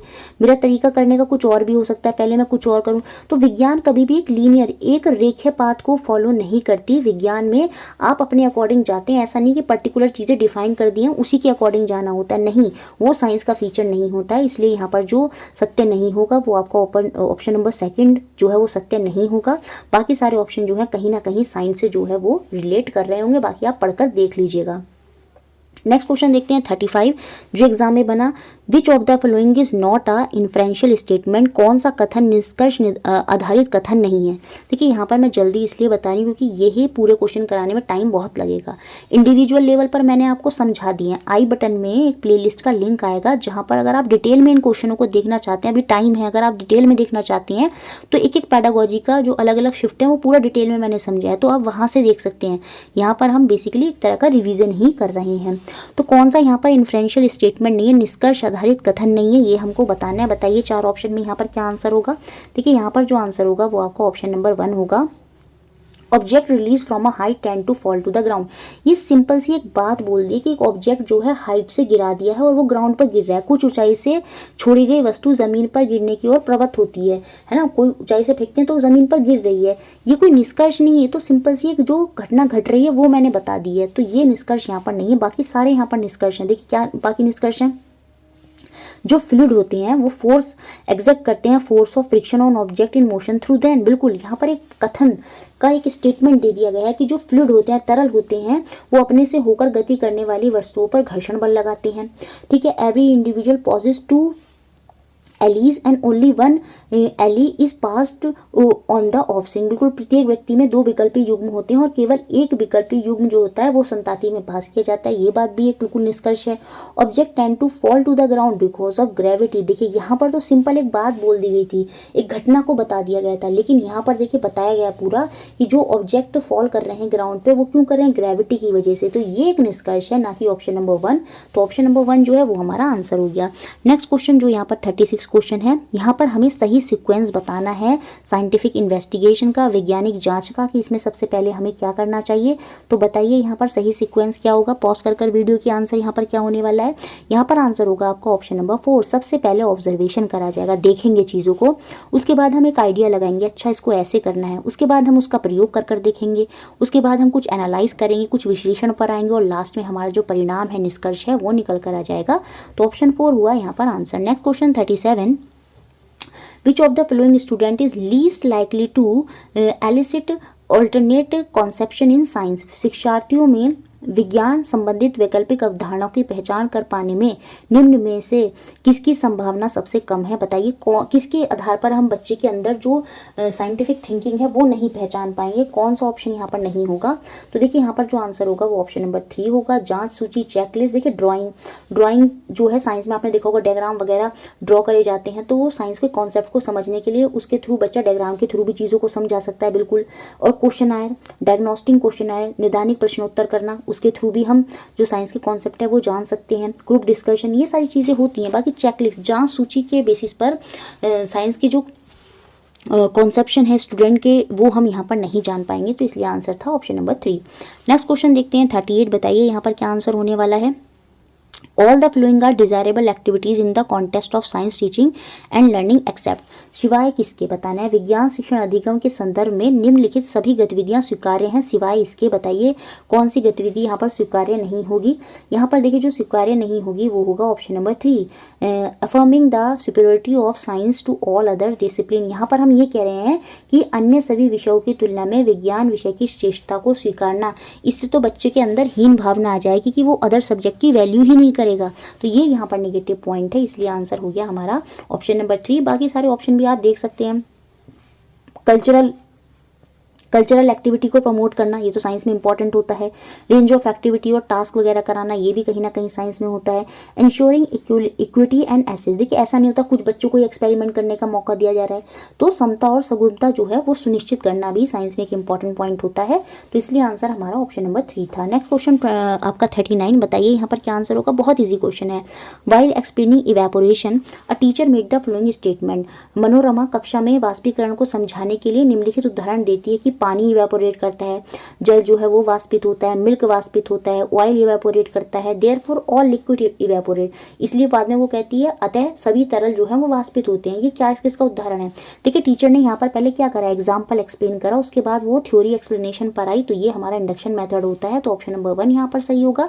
डिडक्शन में क्या होता है, पहले हम थ्योरी जाते हैं फिर बाद में एग्जाम्पल जाते हैं, तो यहाँ पर पहले जब एग्जाम्पल में गए और फिर बाद में एक कंक्लूजन निकल कर आया है, तो वो आपका इंडक्शन मेथड होगा। ऑप्शन नंबर 1 यहाँ पर आंसर है। Next question 40। बताइए यहाँ पर क्या आंसर होने वाला है? Which of the following statement is true for science learning teaching learning of science. विज्ञान के शिक्षण अधिगम के संदर्भ में कौन सा कथन सत्य है, ये हमको यहाँ पर बताना है। चलिए बताइए, ध्यान से देखकर बताइए कि यहाँ पर क्या आंसर आपका होने वाला है। कौन सा स्टेटमेंट यहाँ पर सत्य है regarding teaching learning of science? देखिए यहाँ पर जो सत्य होगा वो आपका ऑप्शन नंबर 3 होगा। Science benefit by insight from people with varied background, बिल्कुल विविध पृष्ठभूमियों के लोगों के विचार से विज्ञान को लाभ होता है। Science meant for chosen for few, देखिए यहाँ पर भी हीन भावना आ गई, सिर्फ चुनिंदा लोगों के लिए साइंस है, नहीं। Teacher should set a low expectation from student, जो गाँव के लोग हैं उनसे टीचर को कम अपेक्षाएं रखनी चाहिए, ये भी गलत है। बॉय और गर्ल्स का कंपैरिजन आ गया, ये भी गलत है, तो इसलिए आंसर यहाँ पर ऑप्शन नंबर 3 खुद ही दिख रहा है कि जो अलग पृष्ठभूमि के बच्चे आते हैं वो बहुत बड़ा रोल प्ले करते हैं, क्योंकि उनके सबके अलग अलग थॉट थिंकिंग होती हैं और विज्ञान में ये चीज़ें प्रमोट करती हैं। खोज करने में जो बच्चे अलग अलग सोच रहे हैं, तो अलग अलग मल्टीपल आइडियाज़ से कोई ना कोई चीज़ें बच्चों के माइंड में आती हैं, अच्छा ये भी अलग सोचता है, वो भी अलग सोचता है, ये सारी चीज़ें जो हैं विज्ञान में कहीं ना कहीं मदद करती हैं, क्योंकि बच्चे वहाँ पर फिर डिबेट करेंगे, क्वेश्चनिंग करेंगे अलग अलग तरह की, और कहीं ना कहीं ये जो साइंटिफिक थिंकिंग है उसको प्रमोट करेगा, तो ऑप्शन नंबर 3 जो है वो यहाँ पर आंसर हो गया। चलिए नेक्स्ट क्वेश्चन देखते हैं 41। Which of the following statement are true, कौन से कथन सत्य हैं ये हमको बताना है। Divergent thinking promote critical thinking in learner, बिल्कुल जो अपसारी प्रश्न होते हैं जिनमें मल्टीपल आंसर होते हैं वो कहीं ना कहीं बच्चे के अंदर गहन चिंतन जो होता है उसका विकास करते हैं, तो ये तो हमारा सही है। कन्वर्जेंट क्वेश्चन, जिनका मतलब जैसे यह कहेंगे जैसे 4 ऑप्शन में से एक सही। कन्वर्जेंट क्वेश्चन जैसे ये पूछ लिया what is the capital of India, तो मतलब वो एक कन्वर्जेंट क्वेश्चन है जिसका एक पर्टिकुलर आंसर होता है। Convergent question are better suited for holistic assessment, ठीक है, होलिस्टिक असेसमेंट में हम संपूर्ण असेसमेंट करते हैं और संपूर्ण असेसमेंट करने के लिए कन्वर्जेंट क्वेश्चन जो अभी सारी जो प्रश्न है वो सही नहीं होंगे, तो इसको ध्यान में रखते हुए जो हमारा आंसर होगा वो हमारा ऑप्शन नंबर 1 होगा। ए तो सही है लेकिन बी हमारा असत्य है। नेक्स्ट क्वेश्चन देखते हैं 42। बताइए क्या यहाँ पर आंसर होगा। Which of the following strategies will be best suited to introduce the topic magnet in an inquiry oriented classroom. देखिए रिपीट हो गया, एक जांच उन्मुख इंक्वायरी ओरिएंटेड अप्रोच में जब भी कोई चैप्टर हम पढ़ा पढ़ा रहे होते हैं तो सबसे पहले बच्चों से कोई क्रियाकलाप कराया जाता है। तो ऐसा ऑप्शन ढूंढिए यहाँ पर कौन सा है, तो ऐसा ऑप्शन यहाँ पर ऑप्शन नंबर सेकंड है। Engaging student in play and sort activities with magnet and object, वहाँ पर हम बच्चों से एक एक्टिविटी करा रहे हैं, चेक करवा रहे हैं कि कौन से ऑब्जेक्ट मैग्नेट से चिपक पा रहे हैं, जैसे आयरन, कोबाल्ट और निकल चिपक पाते हैं। तो इस तरह की एक्टिविटी कराकर ही सबसे पहले इंक्वायरी मेथड में बच्चों से कुछ करवाया जाता है, तभी तो वो खोज कहीं ना कहीं इंक्वायरी जांच पड़ताल कर रहे हैं। तो ऑप्शन नंबर सेकंड जो है वो यहाँ पर आंसर हो गया। नेक्स्ट क्वेश्चन देखते हैं 43, बताइए यहाँ पर क्या आंसर होगा। Which of the following is true about the scientific theory, एक वैज्ञानिक सिद्धांत के विषय में क्या सत्य है ये हमको बताना है। देखिए ध्यान से सोचकर यहाँ पर आंसर देना होगा कि साइंटिफिक थ्योरी के बारे में क्या सही होता है। तो देखिए यहाँ पर जो आंसर होगा वो ऑप्शन नंबर 3 होगा। साइंटिफिक थ्योरीज जो होती हैं वो हमें प्रोवाइड करती हैं explanation of phenomena based on empirical evidence, logic and debate. वैज्ञानिक सिद्धांत जो होते हैं परिघटना की अनुभविक प्रमाण, तर्क और बहस के आधार पर व्याख्यान देते हैं। बिल्कुल यही हमारी साइंटिफिक थ्योरीज होती हैं। तो ऑप्शन नंबर 3 जो है वो यहाँ पर बिल्कुल सही हो जाएगा। देखिए साइंटिफिक थ्योरीज जो होती हैं उनमें हम पूरा एक्सप्लेनेशन देते हैं, पूरा एक्सप्लेनेशन देते हैं, जो फिनोमिना घटा होता है, जो जो उसके पीछे तथ्य होते हैं, बहुत डिटेल एक्सप्लेनेशन दिया जाता है साइंटिफिक थ्योरी में। जबकि जो साइंटिफिक लॉ होता है उसमें हम डिटेल एक्सप्लेनेशन नहीं देते, वो तो क्या है बहुत सारे एक्सपेरिमेंट करने के बाद बना है।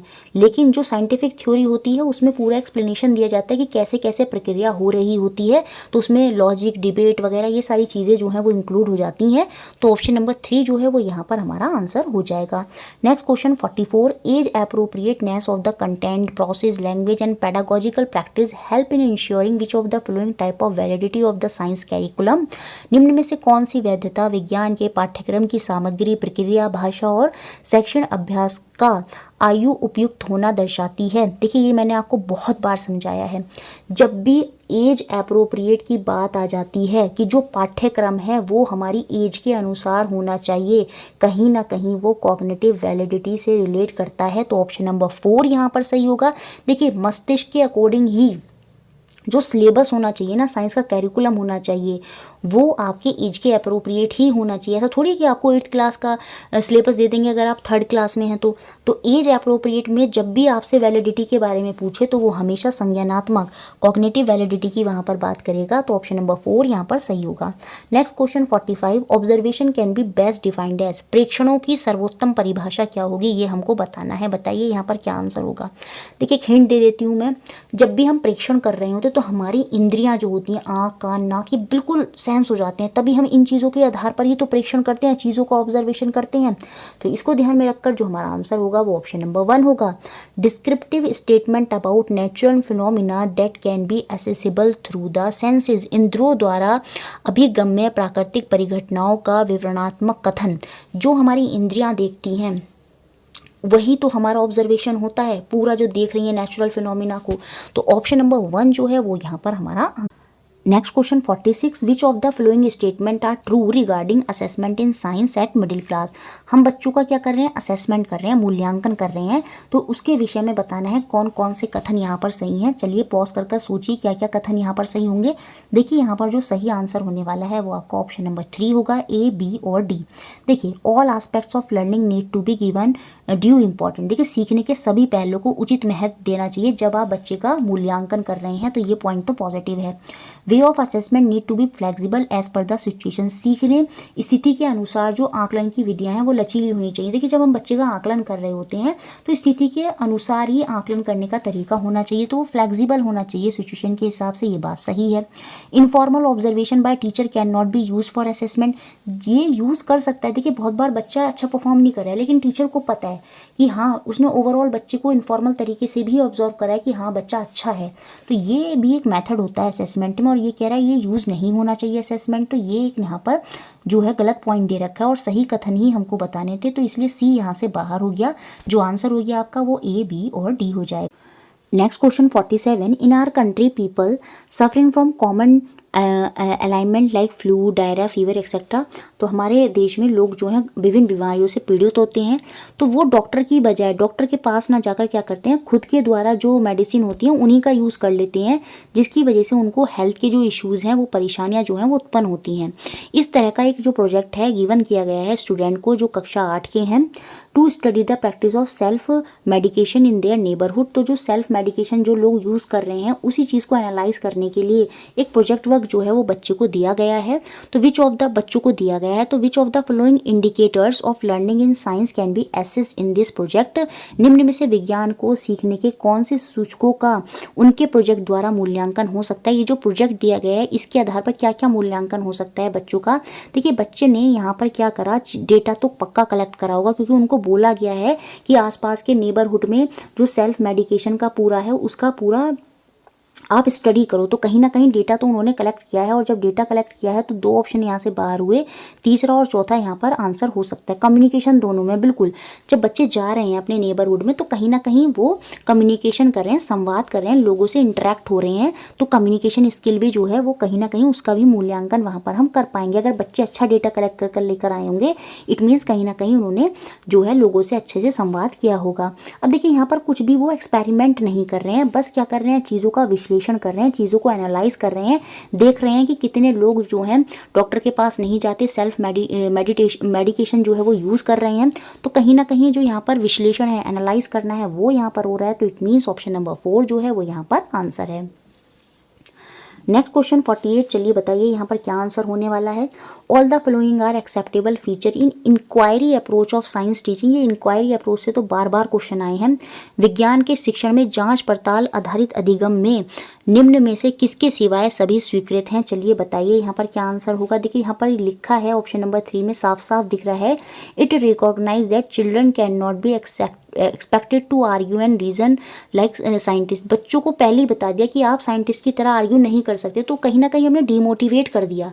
तो जांच पड़ताल आधारित अधिगम में ये जो है एक स्वीकृत गुणधर्म नहीं होगा। यह समझना कि बच्चों में वैज्ञानिकों की तरह बहस करने या कारण ढूंढने की अपेक्षा नहीं की जा सकती, तो यही यहाँ पर गलत होगा। बाकी सारे पॉइंट जो हैं यहाँ पर पॉजिटिव हैं, आप देख लीजिएगा आपको पता चल जाएगा सब पॉजिटिव हैं।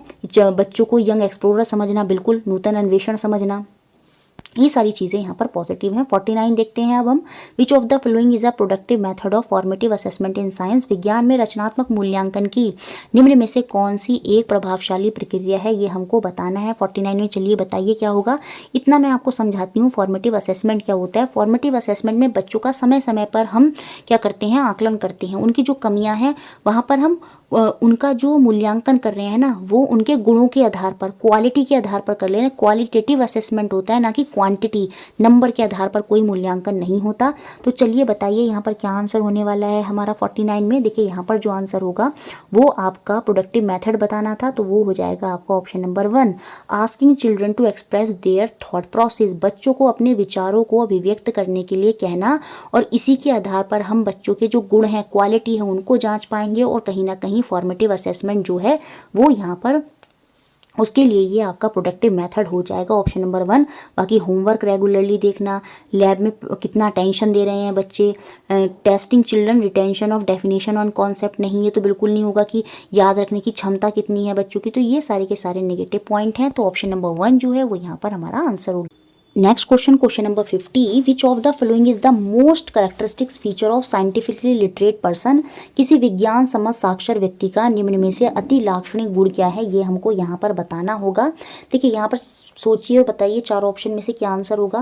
देखिए वही व्यक्ति जो है साइंटिफिकली लिटरेट होगा जो व्यक्तिगत और सामाजिक जीवन में सुविचारित निर्णय ले पाने की उसमें क्षमता होगी। तो ऑप्शन नंबर 2 यहाँ पर सही होगा, वो सही डिसीजन ले पा रहा है। जैसे सोशल लाइफ में इनफॉर्मल डिसीजन में क्या कि उसको पता है कि उसको कितनी चीज़ कैसे यूज़ करनी है, कहीं वो एनवायरनमेंट को तो हानिकारक नहीं है, कहीं वो पॉल्यूशन तो नहीं कर रही है। पर्सनल लाइफ में भी अपने जो है वो डिसीजन ले पा रहा है कि उसको गुस्सा नहीं करना चाहिए, उसको क्या खाना चाहिए क्या नहीं खाना चाहिए। अगर वो वही व्यक्ति साइंटिफिक लिटरेट होगा जिसको पूरी समझ होगी अच्छे से कि क्या चीज़ें उसको करनी चाहिए अपनी पर्सनल और सोशल लाइफ में, तो ऑप्शन नंबर 2 जो है वो यहाँ पर आंसर हो जाएगा। 51 क्वेश्चन देखते हैं, most accurate description of scientific theory के बारे में हमें सटीक व्याख्यान बतानी है। देखिए जो साइंटिफिक थ्योरीज होती हैं ना, वो डिटेल एक्सप्लेनेशन होती हैं, जो चीज़ें घट रही होती हैं उनमें चेंजेस हो सकते हैं, उन पे तर्क वितर्क करे जाते हैं, उन पर डिबेट होती है। लेकिन जो साइंटिफिक लॉ होते हैं ना, वो बहुत सारे एक्सपेरिमेंट करने के बाद ही किसी निष्कर्ष पर आते हैं। तो जो लॉ होते हैं उनमें एक्सप्लेनेशन की ज़रूरत नहीं है, वो तो बस बहुत सारे एक्सप्लेनेशन के बाद बना दिए गए हैं, उनमें चेंजेस नहीं हो सकते। जबकि जो थ्योरीज होती हैं वो चेंज हो सकती हैं, उन पर डिबेट करी जाती है, बहस होती है। तो थ्योरीज जो हैं वो डिटेल एक्सप्लेनेशन है, जो चीज़ें घटित हो रही हैं। लेकिन जो साइंटिफिक लॉ हैं वो बहुत सारी एक्सपेरिमेंट के बाद बनाए गए हैं, तो उनमें चेंज करना मुश्किल होता है। ये पूरा मैंने एक्सप्लेन कर दिया थ्योरी और लॉस के बारे में। तो चलिए बताइए यहाँ पर क्या मोस्ट एक्यूरेट डिफाइन करेगा साइंटिफिक थ्योरी को। तो यहाँ पर जो आंसर होगा वो ऑप्शन नंबर 3 होगा। Scientific theories are inferred explanation of observable phenomena. विज्ञान के सिद्धांत, दर्शनीय परिघटनाओं के निष्कर्ष होते हैं। तो ऑप्शन नंबर 3 जो है वो यहाँ पर बिल्कुल सही हो जाएगा। Next question 52, experimentation in science should start from which of the flowing level. विज्ञान में प्रयोग निम्नलिखित में से किस स्तर से शुरू हो जाने चाहिए। वो तो हमें बच्चों के अंदर प्राइमरी लेवल से ही शुरू कर देना चाहिए, तभी बच्चे चीज़ों को आगे समझ पाएंगे। तो ऑप्शन नंबर 1 जो है वो यहाँ पर सही हो जाएगा, प्राइमरी, प्राथमिक। नेक्स्ट क्वेश्चन देखते हैं 53, which of the following is not a desirable criteria to consider for adopting a new teaching approach. एक नए शिक्षण अधिगम को मूल्यांकन करने और अपनाने के लिए निम्न में से क्या एक वांछनीय मापदंड नहीं है। चलिए वो हमको बताना है। बताइए यहाँ पर क्या आंसर होने वाला है। देखिए यहाँ पर जो आंसर होने वाला है ना, वो ऑप्शन नंबर 1 ही हो जाएगा।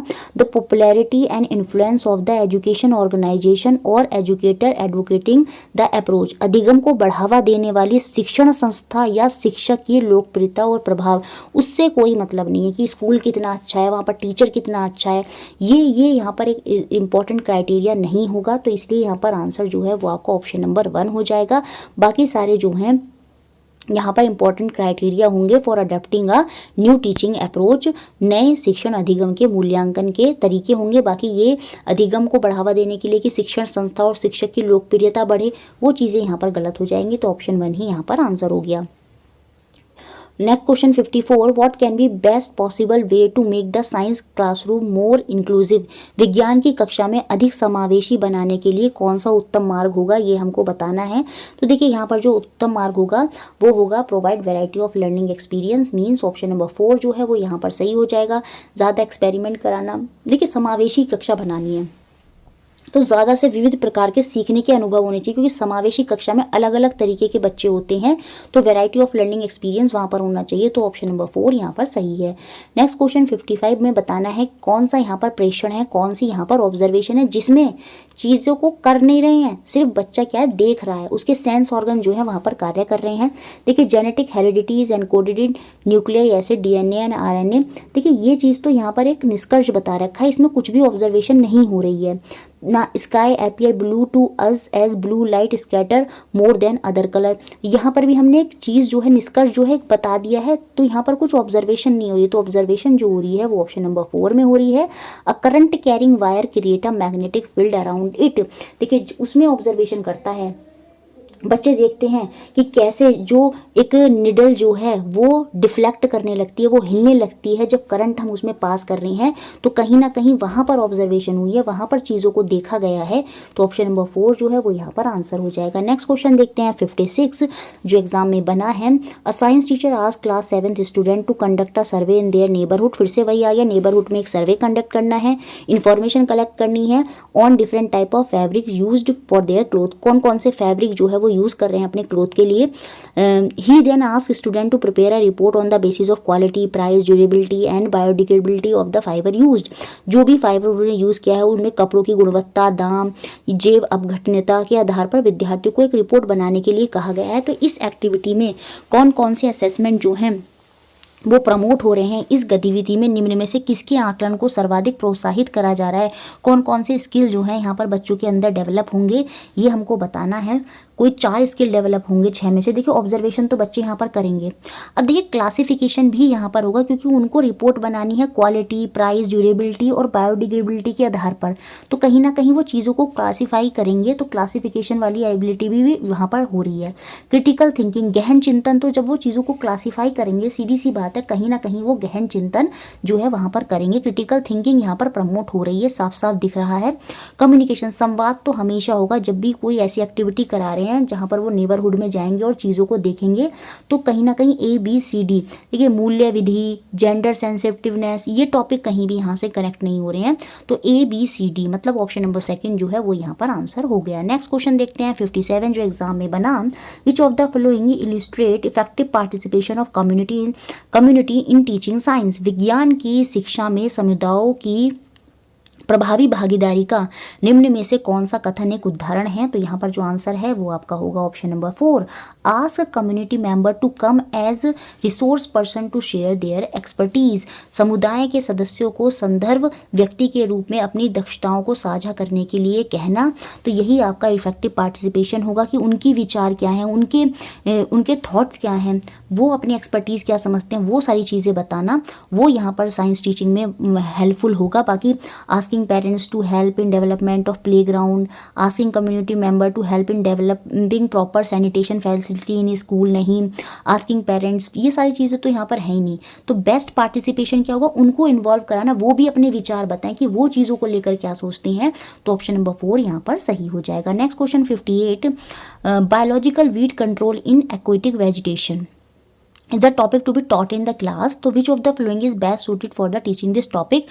एक आप कक्षा में टॉपिक पढ़ाना चाहते हैं कि जलीय वनस्पति में जैविक खरपतवार का नियंत्रण, ये टॉपिक पढ़ाना, तो इसके लिए बेस्ट तरीका क्या होगा। सीधी सी बात है, क्योंकि ये चीज़ हम बच्चों को दिखा सकते हैं, तो बेसिकली हम यहाँ पर क्या करा देंगे, फील्ड विजिट करा देंगे, क्षेत्रीय भ्रमण कराएंगे। हम उनको क्या करेंगे, एक तालाब में ही ले जाएंगे, वहाँ पर उनको पूरा प्रोसेस कर दिखा देंगे। तो उसको पढ़ाने के लिए जो बेस्ट तरीका होगा वो फील्ड विजिट होगा। तो ऑप्शन नंबर सेकंड जो है वो यहाँ पर आंसर हो गया। नेक्स्ट क्वेश्चन 59, बताइए यहाँ पर क्या आंसर होगा। Which of the following is the most important criteria to be consider for designing an activity for science classroom, विज्ञान की कक्षाओं में किसी क्रियाकलाप की योजना बनाने के लिए निम्न में से क्या अति महत्वपूर्ण मापदंड पूछा गया कि सबसे अति महत्वपूर्ण मापदंड क्या होता है। देखिए जब भी हम कोई एक्टिविटी बच्चों को कराते हैं उसके पीछे उद्देश्य यही होता है कि जो कॉन्सेप्ट हम सिखाना चाहते हैं बच्चा वहाँ तक पहुँच जाए, मतलब एक्टिविटीज़ को करते करते जो चीज़ हम उसे रियल में सिखाना चाहते हैं बच्चा वहाँ तक पहुँच जाए। तो बताइए इसके आधार पर कौन सा आंसर होगा। तो यहाँ पर जो आंसर है वो आपका ऑप्शन नंबर 4 होगा। The activity should lead to the conceptual understanding. बहुत से बच्चे यहाँ पर सोचेंगे the activity should provide some opportunities on hand on experience, मतलब खुद के अवसर पर कुछ अवसर प्रदान करना, क्रियाकलाप को व्यवहारिक अनुभवों के रूप में अवसर प्रदान करना। कुछ बच्चे इस ऑप्शन में भी कंफ्यूज होंगे। नहीं, देखिए जब हम साइंस में कोई भी एक्टिविटी करा रहे हैं एज अ टीचर, तो आपका उद्देश्य यही होता है कि जो कॉन्सेप्ट है वो कहीं ना कहीं बच्चे को उससे रिलेट हो जाए। जैसे मैं मैग्नेट का टॉपिक पढ़ा रही हूँ, तो अगर उससे रिलेटेड मैं एक्टिविटी करा रही हूँ स्टार्टिंग में, तो मेरा जो उस एक्टिविटी कराने के पीछे उद्देश्य होगा वो यही होगा कि बच्चे को जो कॉन्सेप्ट है उसकी अंडरस्टैंडिंग हो जाए। तो कहीं ना कहीं वहाँ बच्चे जो है कहाँ तक पहुँच जाए, क्रियाकलाप की जो अवधारणाएं हैं कि अवधारणाओं की समझ की ओर ले जाना, अग्रसर होना चाहिए। जो भी एक्टिविटी करा रहे हैं उसमें यही उद्देश्य होना चाहिए कि बच्चे को हम क्रियाकलाप की जो अवधारणाओं की समझ है उसकी ओर ले जाएं। तो ऑप्शन नंबर 4 यहाँ पर आंसर है।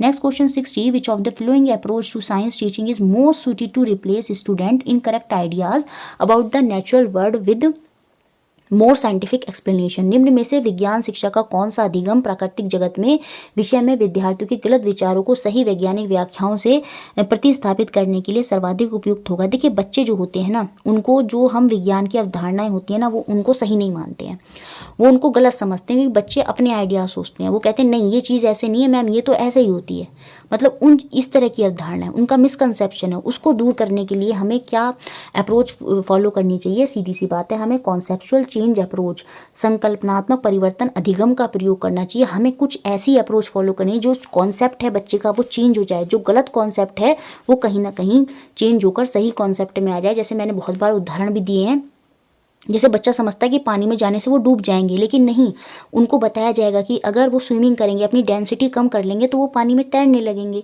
तो अभी तो उनको मिसकंसेप्शन है कि नहीं पानी में डूबेंगे, तो हमें कॉन्सेप्चुअल चेंज अप्रोच का ही फॉलो करनी चाहिए। कॉन्सेप्चुअल चेंज अप्रोच, उससे क्या होगा, जो गलत अवधारणा है वो बच्चा कहीं ना कहीं सही कर लेगा। तो ऑप्शन नंबर सेकंड यहाँ पर आंसर हो गया। चलिए नेक्स्ट क्वेश्चन देखते हैं 61। Which of the following task illustrate science as inquiry. विज्ञान जांच पड़ताल के रूप में निम्न में से कौन सा कार्य इसका स्वीकृति दे रहे हैं, ये हमको बताना है कि कहाँ पर हम ये कह सकते हैं साइंस एज ए इंक्वायरी, जहाँ पर जांच पड़ताल हो रही है, वो वाले ऑप्शन यहाँ पर हमको बताने हैं। कौन से यहाँ पर दिख रहे हैं, चलिए बताइए यहाँ पर क्या आंसर होगा। देखिए यहाँ पर जो आंसर होने वाला है वो आपका ऑप्शन नंबर 4 होने वाला है, बी और डी। क्यों, क्योंकि यहाँ पर देखिए find out if ice cube melt, देखिए कुछ ना कुछ एक्टिविटी करवा रहे हैं, तो साइंस एज ए इंक्वायरी यहाँ पर वर्क कर रही है। Explore factor which determine the floating और sinking of the object in liquid, उन कारकों की छानबीन करना, ये तो खुद ही दिख रहा है कि ये तो छानबीन को बता रहा है। तो जांच पड़ताल के यहाँ पर कौन से ऑप्शन हो जाएंगे, बी और डी। बाकी identifying a mammal in picture में देखकर, enlist various unit to measure temperature, नहीं, ये सारी चीज़ें साइंस एज इंक्वायरी को रिप्रेजेंट नहीं कर रही। बी और डी साइंस एज इंक्वायरी को बता रही है, जहाँ पर बच्चे क्या कर रहे हैं, जाँच कर रहे हैं, खुद से कुछ चीज़ें कर देख रहे हैं। नेक्स्ट क्वेश्चन देखते हैं 62। A teacher ask student to investigate the germination of seed of various plant under various physical condition and poses many question to them during the process, है ना। बच्चे क्रियाकलाप कर रहे हैं कि पौधों के बीजों के अंकुरण जो है ना, उनकी भौतिक अवस्थाओं का अन्वेषण करने के लिए कहा, और उसके दौरान वो कई प्रश्न पूछती है।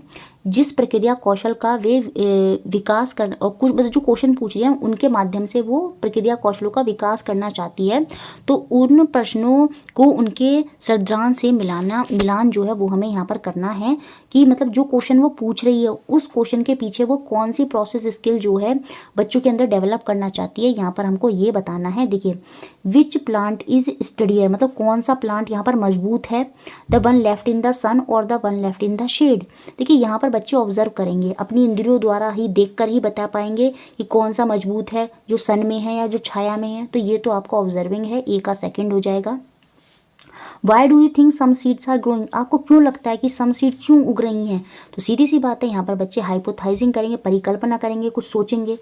फिर तीसरे में क्या पता चला, how many seed of each kind are growing, हर तरह की कितनी सीड ग्रो कर रही हैं, each kind of seeds are growing, यहाँ पर ये देखिए लिख रहा है प्रत्येक प्रकार के कितने बीज जो है वृद्धि कर रहे हैं, तो ये वर्गीकरण को दर्शा रहा है। तो यहाँ पर जो आंसर होने वाला है वो 62 में आपका आंसर हो जाएगा ऑप्शन नंबर 1। ए का तो यहाँ पर हो जाएगा सेकंड, बी का यहाँ पर हो जाएगा फर्स्ट और सी का यहाँ पर हो जाएगा थर्ड। बहुत ही ईजी क्वेश्चन था ये। देखिए नेक्स्ट क्वेश्चन देखते हैं 63। A teacher asked the following question to her student, एक शिक्षिका ने निम्न प्रश्न जो है अपने विद्यार्थियों से पूछे। How do you use electricity, आप विद्युत का किस प्रकार उपयोग करते हैं। तो बताइए बच्चे यहाँ पर एक आंसर देंगे या खुले विचार वाले आंसर देंगे। देखिए यहाँ पर बच्चे मल्टीपल आंसर देंगे। बहुत से बच्चे बोलेंगे हम जो है वाहनों में इलेक्ट्रिसिटी की, हमारे पास स्कूटी है। बहुत से बच्चे पूछेंगे हमारे जो इलेक्ट्रिक गीजर है। बहुत से बच्चे मल्टीपल आंसर देंगे कि हम इलेक्ट्रिसिटी का कैसे यूज़ करें, फ़ैन में, AC में, बहुत सारी चीज़ें वहाँ पर जो है ओपन एंडेड, ये कहीं ना कहीं क्वेश्चन ओपन एंडेड को दर्शा रहा है। तो ए जो है वो हमारा ओपन एंडेड है। Why is copper used for making the wire for carrying electricity, ये क्लोज एंडेड होगा, क्योंकि सभी बच्चों जो है यहाँ पर अगर उन्होंने इलेक्ट्रिसिटी चैप्टर पढ़ा होगा तो वो बताएंगे कि कॉपर जो है वो अच्छा गुड कंडक्टर होता है इलेक्ट्रिसिटी का और चीप होता है।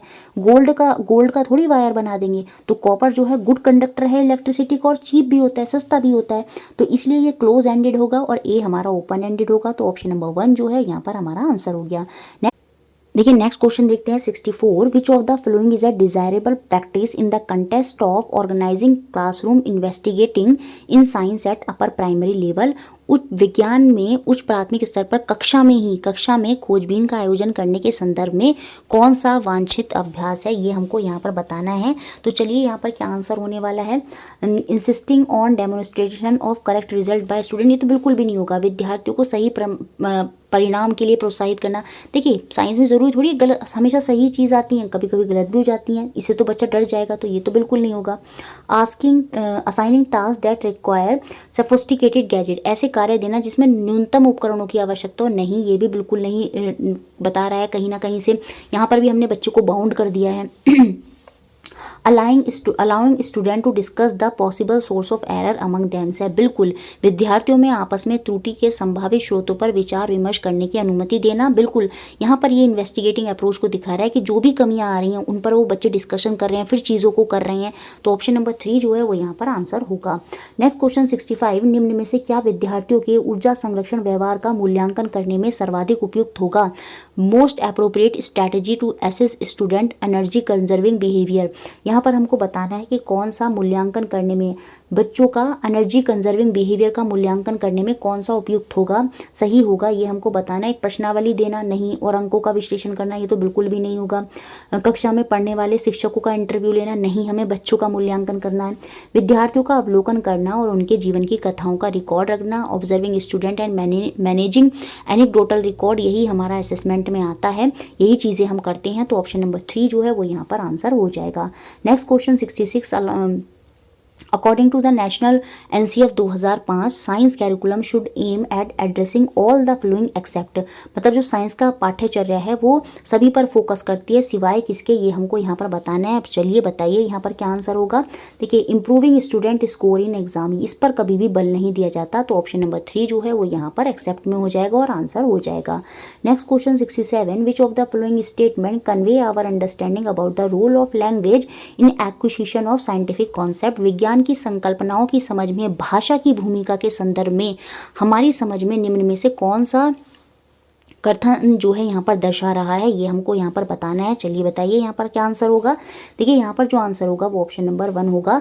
सम words which are used in everyday language have specific meaning in science. रोजमर्रा की भाषा में प्रयोग होने वाले कुछ शब्दों का विज्ञान में विशिष्ट अर्थ होता है। बिल्कुल, जैसे हम रोजमर्रा में कुछ चीज़ें प्रयोग करते हैं और उनकी जो स्पेशल लैंग्वेज होती हैं, लेकिन साइंस में वो स्पेसिफिक टर्म जो है वो रिप्रेजेंट करते हैं।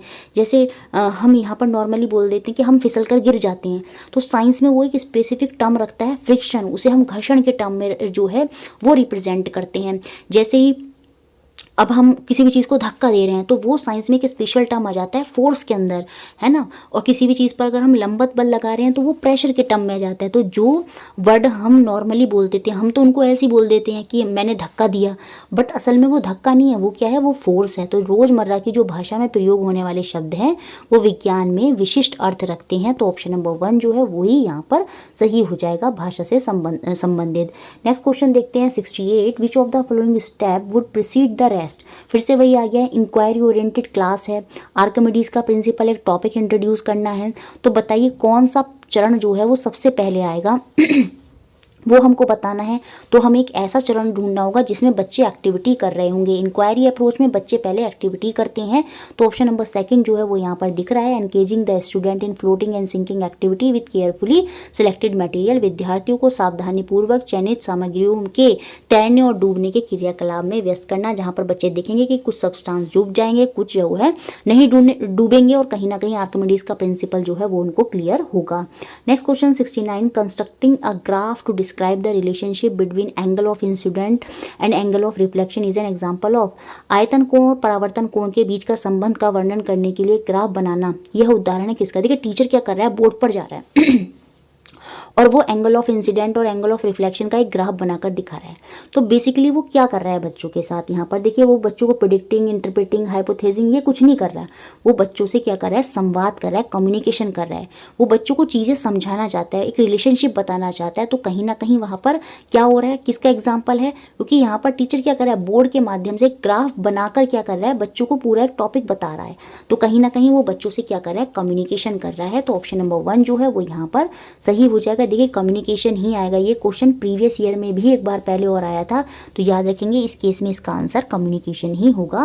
नेक्स्ट क्वेश्चन देखते हैं 70, the context of teaching a topic sound, read the following statement and choose the correct option. ध्वनि पढ़ाने के संदर्भ में कथनों को पढ़ें और विकल्प पर आधार रखते हुए हमें सही विकल्प का चयन जो है यहाँ पर करना है। असर्शन, यहाँ पर हमको अभिकथन क्या दिया है, a teacher should expose the student to various kind of vibrating body.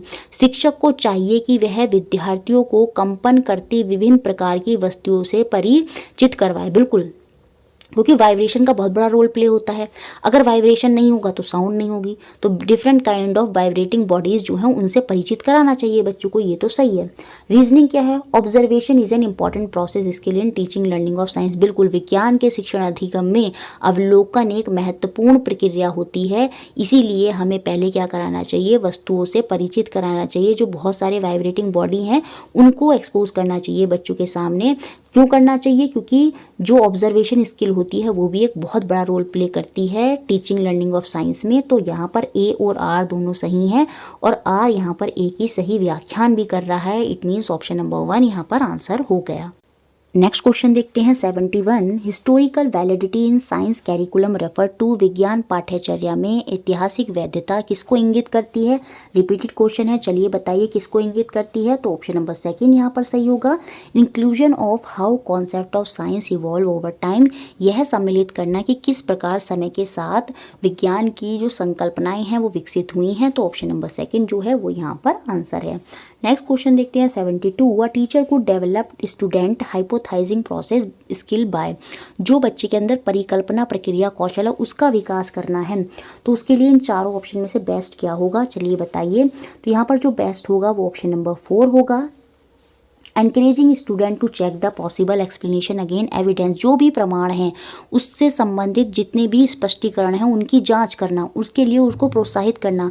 उस केस में बच्चा सोचेगा अच्छा ये रिजल्ट आया है तो इसके पीछे क्या एक्सप्लेनेशन होगी, ये भी हो सकती है वो भी हो सकती है। तो कहीं ना कहीं जो उसकी हाइपोथाइजिंग या परिकल्पना स्किल है वो वहाँ पर डेवलप होगा। तो ऑप्शन 4 यहाँ पर सही है। Next question 73। A group of student was asked by the teacher to observe a small organism in its natural habitat and share their question about the organism with other group member. मतलब कोई क्रियाकलाप उनको कराया गया और जो भी उन्होंने वहाँ पर देखा उसको साझा करना है अपने दूसरे ग्रुप मेंबर से। तो ये टीचर क्यों करा रही है, ये किस में मददगार होगा? तो यहाँ पर हमको आंसर बताना है। बताइए चलिए यहाँ पर क्या आंसर हो सकता है। देखिए यहाँ पर जो आंसर होगा वो आपका सी और डी हो जाएगा, ऑप्शन नंबर 3।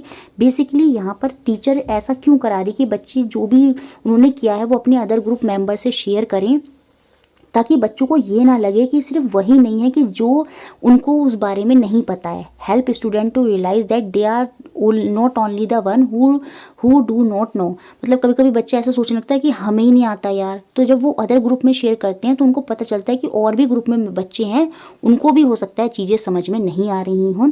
तो इस चीज़ में ये चीज़ जो है बच्चे के अंदर से निकालना चाहती है टीचर, इसलिए उसने ऐसा कहा। Refine their expression by explaining question to other. बिल्कुल, दूसरों को प्रश्न समझा कर उनकी अभिव्यक्ति को परिकृत करने में कहीं ना कहीं जो अपने आप को एक्सप्रेस नहीं कर पाते, कहीं ना कहीं वो भी वो कर पाएंगे जब वो क्वेश्चन जो है वो एक्सप्लेन करेंगे अदर स्टूडेंट को।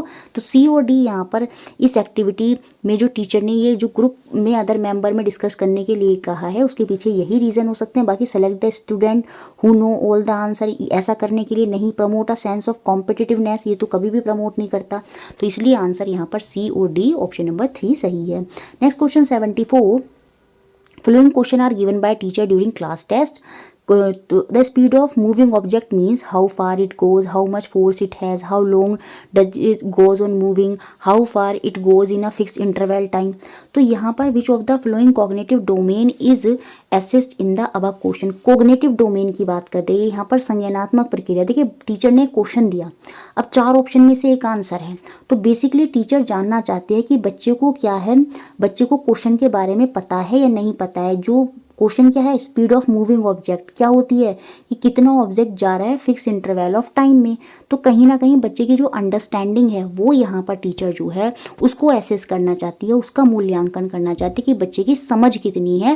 बाकी सिंथेसाइज, एनालाइज, एप्लीकेशन यहाँ पर कुछ नहीं है, अनुप्रयोग यहाँ पर कुछ नहीं कर रहे। क्वेश्चन है पर्टिकुलर, वो जानना चाहती है कि बच्चे को उसके बारे में समझ है या नहीं। तो ऑप्शन नंबर 2 यहाँ पर सही है। 75 क्वेश्चन देखते हैं। Which of the following must be considered by a teacher while planning science activities for a group? जब किसी समूह में आप क्या कर रहे हैं, विज्ञान के क्रियाकलापों की योजना बनाते हुए किसी शिक्षक को निम्न में से किस पर विचार करना आवश्यक है, ये हमको यहाँ पर बताना है। बताइए कौन से दो ऑप्शन जो है यहाँ पर बेस्ट सुटेबल होंगे। They must evolve use of everyday material and equipment, बिल्कुल उनके दैनिक जीवन की सामग्री और उपकरण का ही उपयोग करना हो, क्योंकि आसपास की चीज़ों से ही रिलेट करके चीज़ों को समझाया जाता है, तो बिल्कुल ये चीज़ तो होनी चाहिए। They could be planned and carried out by student in variety of वे, उन्हें विद्यार्थियों द्वारा विभिन्न प्रकार के योजनाबद्ध और संपन्न किया जाना चाहिए, बिल्कुल ये बात भी सही है यहाँ पर। तो ए और बी मुझे सही दिख रहे हैं, इट मीन्स ऑप्शन नंबर 3 जो है वो यहाँ पर सही है। देखिए साइंस कभी भी उसमें स्टेप बाय स्टेप इंस्ट्रक्शन नहीं होती, साइंस कभी भी लीनियर पाथ फॉलो नहीं करती। साइंस में आप अपने अकॉर्डिंग जाते हैं, आपका जैसे मन करता है वैसे चीज़ों को करते हैं, तब जाकर कहीं पर निष्कर्ष पर जाते हैं। निष्कर्ष गलत आया फिर से दोबारा ट्राई करेंगे, इस तरह की चीज़ें साइंस में होती है, स्टेप बाय स्टेप इंस्ट्रक्शन यहाँ पर नहीं होते। ऐसा they should not evolve a great deal of discussion among student, evolve होना चाहिए, यही तो इसलिए तो हम एक्टिविटी कराते हैं। यहाँ पर नॉट लिखा है इसलिए सी और डी गलत है, ए और बी यहाँ पर सही है। Next question 76, gender responsive pedagogy in science could entail which of the following, विज्ञान में जेंडर जो सम्मत शिक्षण शास्त्र होता है वो क्या सम्मिलित करता है, ये हमको यहाँ पर बताना है।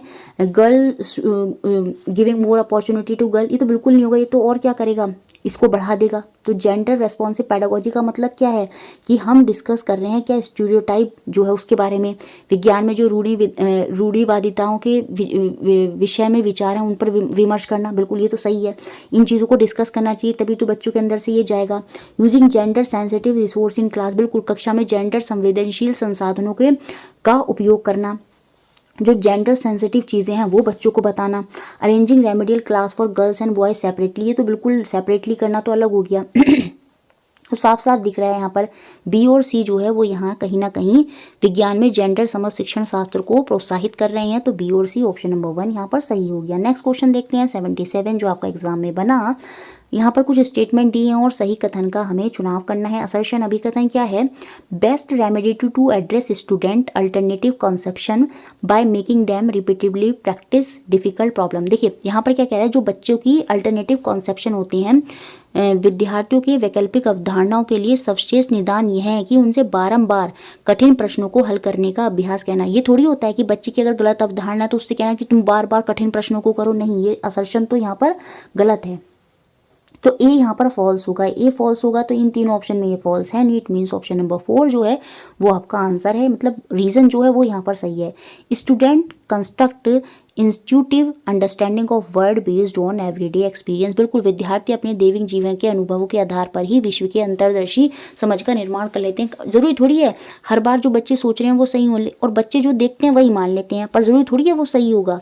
तो यहाँ पर जो कारण दिया है वो सही है कि बच्चे ऐसा क्यों, मिसकंसेप्शन उनके अंदर क्यों आ जाता है, क्योंकि वो जो दैनिक जीवन में देखते हैं ना उसी पर जो है वो अपनी अंडरस्टैंडिंग कर लेते हैं। तो रीज़न यहाँ पर सही है, लेकिन जो अभिकथन है वो गलत है, तो ऑप्शन नंबर 4 यहाँ पर सही है। Next question 78, student of class 7th of school were grouped for a project on soil, each group was asked to submit a report on soil sample collected, observation of a place of soil collection and its flora and fauna. This work एक कक्षा 7 के विद्यार्थियों को मृदा पर एक project के लिए समूहबद्ध किया गया।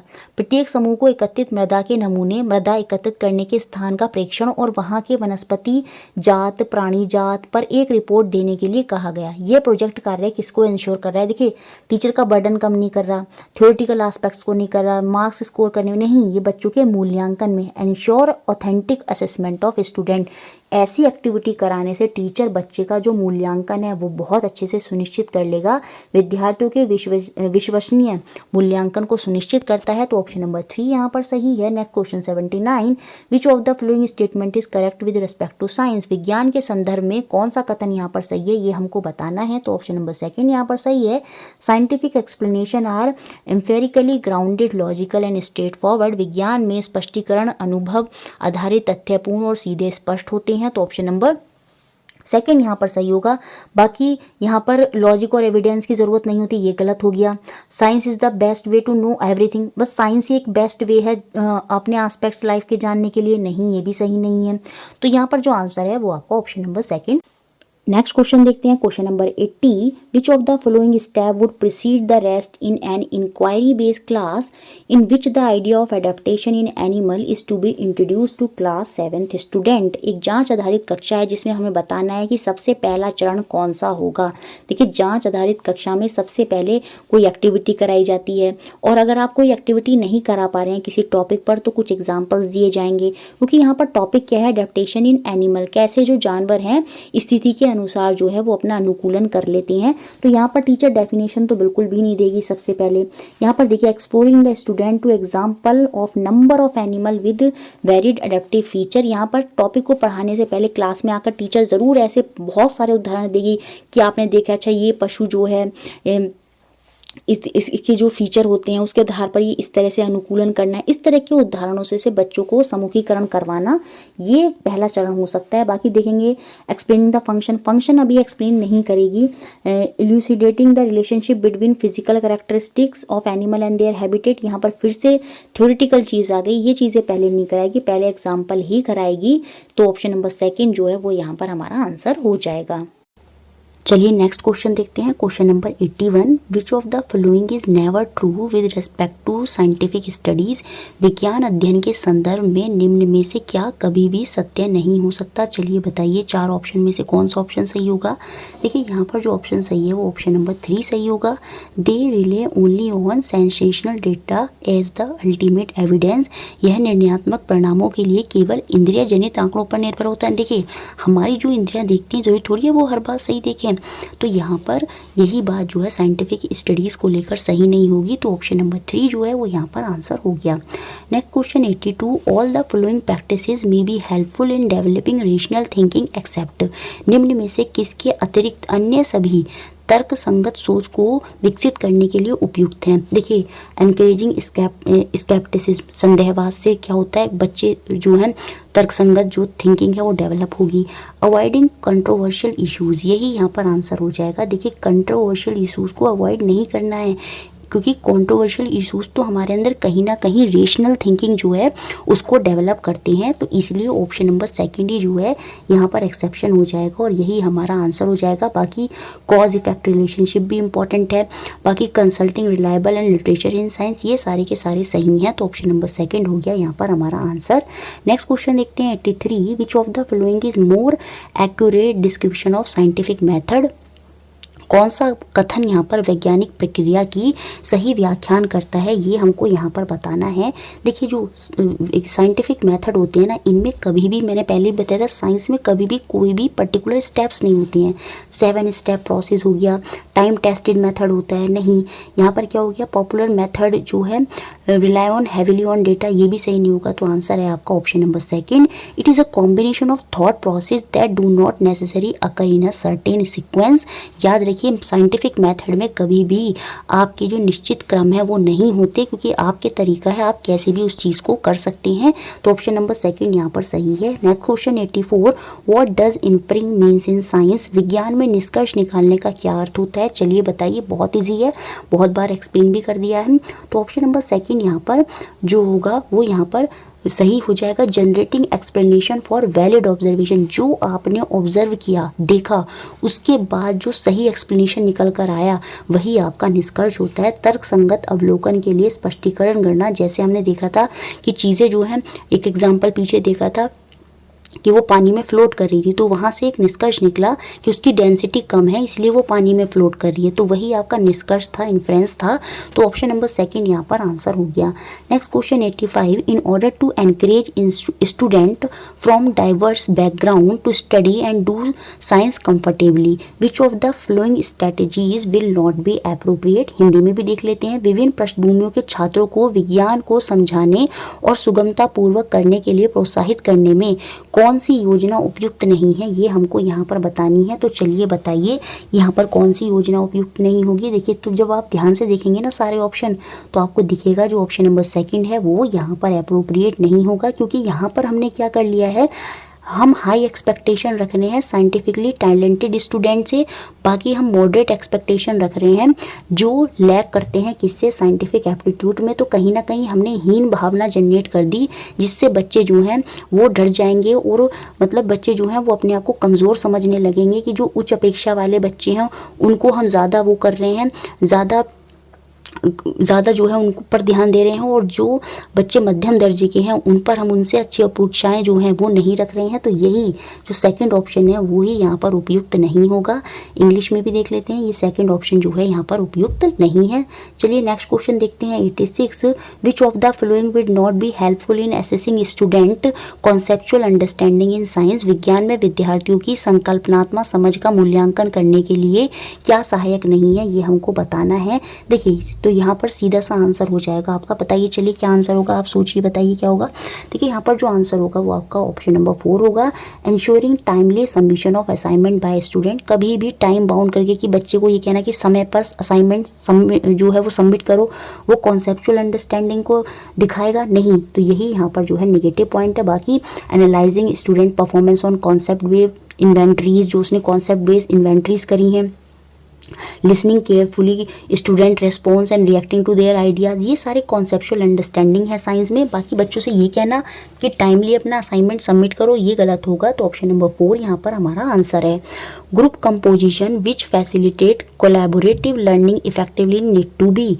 प्रभावपूर्ण सहयोगात्मक अधिगम को प्रोत्साहित करने के लिए समूह कैसा होना चाहिए। देखिए समूह कभी भी बहुत बड़ा नहीं होना चाहिए, उससे क्या होगा समूह में हौच पौच हो जाएगी, उसमें जो थॉट्स हैं बहुत ज़्यादा जो कॉन्ट्राडिक्ट करेंगे। तो समूह हमेशा छोटा होना चाहिए पहली बात तो, और समूह जो होना चाहिए वो विषम रूपी होना चाहिए। मतलब जैसे बोलते हैं ना कि जो कक्षा होती है उसको अच्छा बनाने के लिए समावेशी कक्षा होनी चाहिए, अलग अलग जो स्थानों के लोग हैं वो वहाँ पर उसमें होने चाहिए। तो कक्षा जो होनी चाहिए, जो ग्रुप है वो कैसा होना चाहिए, वो हेट्रोजीनियस होना चाहिए, विषम रूपी होना चाहिए, अलग अलग कंपोजिशन के लोग वहाँ होने चाहिए। तो ऑप्शन नंबर 4 जो है वो यहाँ पर हमारा आंसर होगा। नेक्स्ट क्वेश्चन 88, देखिए यहाँ पर देखिए मैं शॉर्ट में आपको बता देती हूँ। एक इंग्लिश की क्लास है, टीचर जो है कि स्टोरी एक्सप्लेन कर रही है कि एक बच्चा जो है वो पानी से रिवर से पानी लेने गया। तो नकुल जो क्लास में बच्चा है वो बीच में वो टीचर को क्या करता है, इंटरवेन करता है और कहता है क्या कि रिवर का पानी पीना सही होगा, क्योंकि वो तो क्या करता है, वो तो प्यूरीफायर का पानी पीता है। तो इस केस में टीचर को क्या करना चाहिए, अध्यापिका को क्या करना चाहिए, जब इस तरह का जो है कक्षा में माहौल आ गया कि टीचर को स्टोरी बता रही थी, उसमें कह रही थी कि एक लड़की जो है पानी लेने के लिए नदी में जाती है। तो नकुल जो क्लास का बच्चा है वो टीचर को टोकते हुए कहता है कि नदी का पानी पीना क्या सुरक्षित है, क्योंकि उसके घर में तो क्या है, प्यूरीफायर है। तो इस केस में टीचर को क्या करना चाहिए, क्या टीचर को उसके क्वेश्चन का आंसर नहीं देना चाहिए। देखिए यहाँ पर तो बताइए क्या आंसर होगा। देखिए दो शुरू के 3 ऑप्शन यहाँ पर पॉजिटिव नहीं है। जब मैं ऑप्शन नंबर 4 देखती हूँ ये सबसे सुटेबल होगा। Tell student to discuss and give reason why it is not to safe drink water from the river. तो वहाँ पर बच्चे से ही पूछेगी टीचर, अच्छा बताइए और फिर डिस्कस करिए और रीज़न भी दीजिए कि नदी का पानी पीना सेफ क्यों नहीं है, क्यों आप प्यूरीफायर का पानी पीते हैं। तो ये वाला क्वेश्चन यहाँ पर बेस्ट होगा। इस तरह का क्वेश्चन टीचर अगर पूछेगी तो उससे कहीं ना कहीं जो बच्चा है एक आंसर देगा और कहीं ना कहीं जो उसकी क्यूरियोसिटी है वो कहीं ना कहीं शांत हो जाएगी और कुछ ना कुछ टीचर वहाँ पर रेस्पॉन्स ज़रूर करेगी। बाकी तीनों ऑप्शन में देखें कि एक काल्पनिक कहानी है, इसे तर्क की तरह ना सोचें। जब भी बच्चा कुछ पूछ रहा है टीचर को आंसर देना ज़रूरी है। तो ये नेगेटिव पॉइंट है। विद्यार्थियों से कहें कि नदी से सीधे पानी पीना सुरक्षित नहीं और कहानी सुनाना जारी रखें, नहीं, ये भी नेगेटिव पॉइंट है। एक्सप्लेनेशन तो देना चाहिए टीचर को, क्योंकि जो क्वेश्चन पूछा है तो कहीं ना कहीं टीचर जो है उसी से पूछेगी फिर वहाँ पर रिप्लाई करेगी। तो ऑप्शन नंबर 4 जो है यहाँ पर बिल्कुल हमारा आंसर हो जाएगा। Next question 89, which of the following would be helpful in making suggestion about remedial teaching to learner. निम्नलिखित में से क्या छात्रों के उपचारात्मक शिक्षण से संबंधित सुझाव देने में मददगार होगा। डायग्नोस्टिक इवैल्यूएशन, निदानात्मक मूल्यांकन।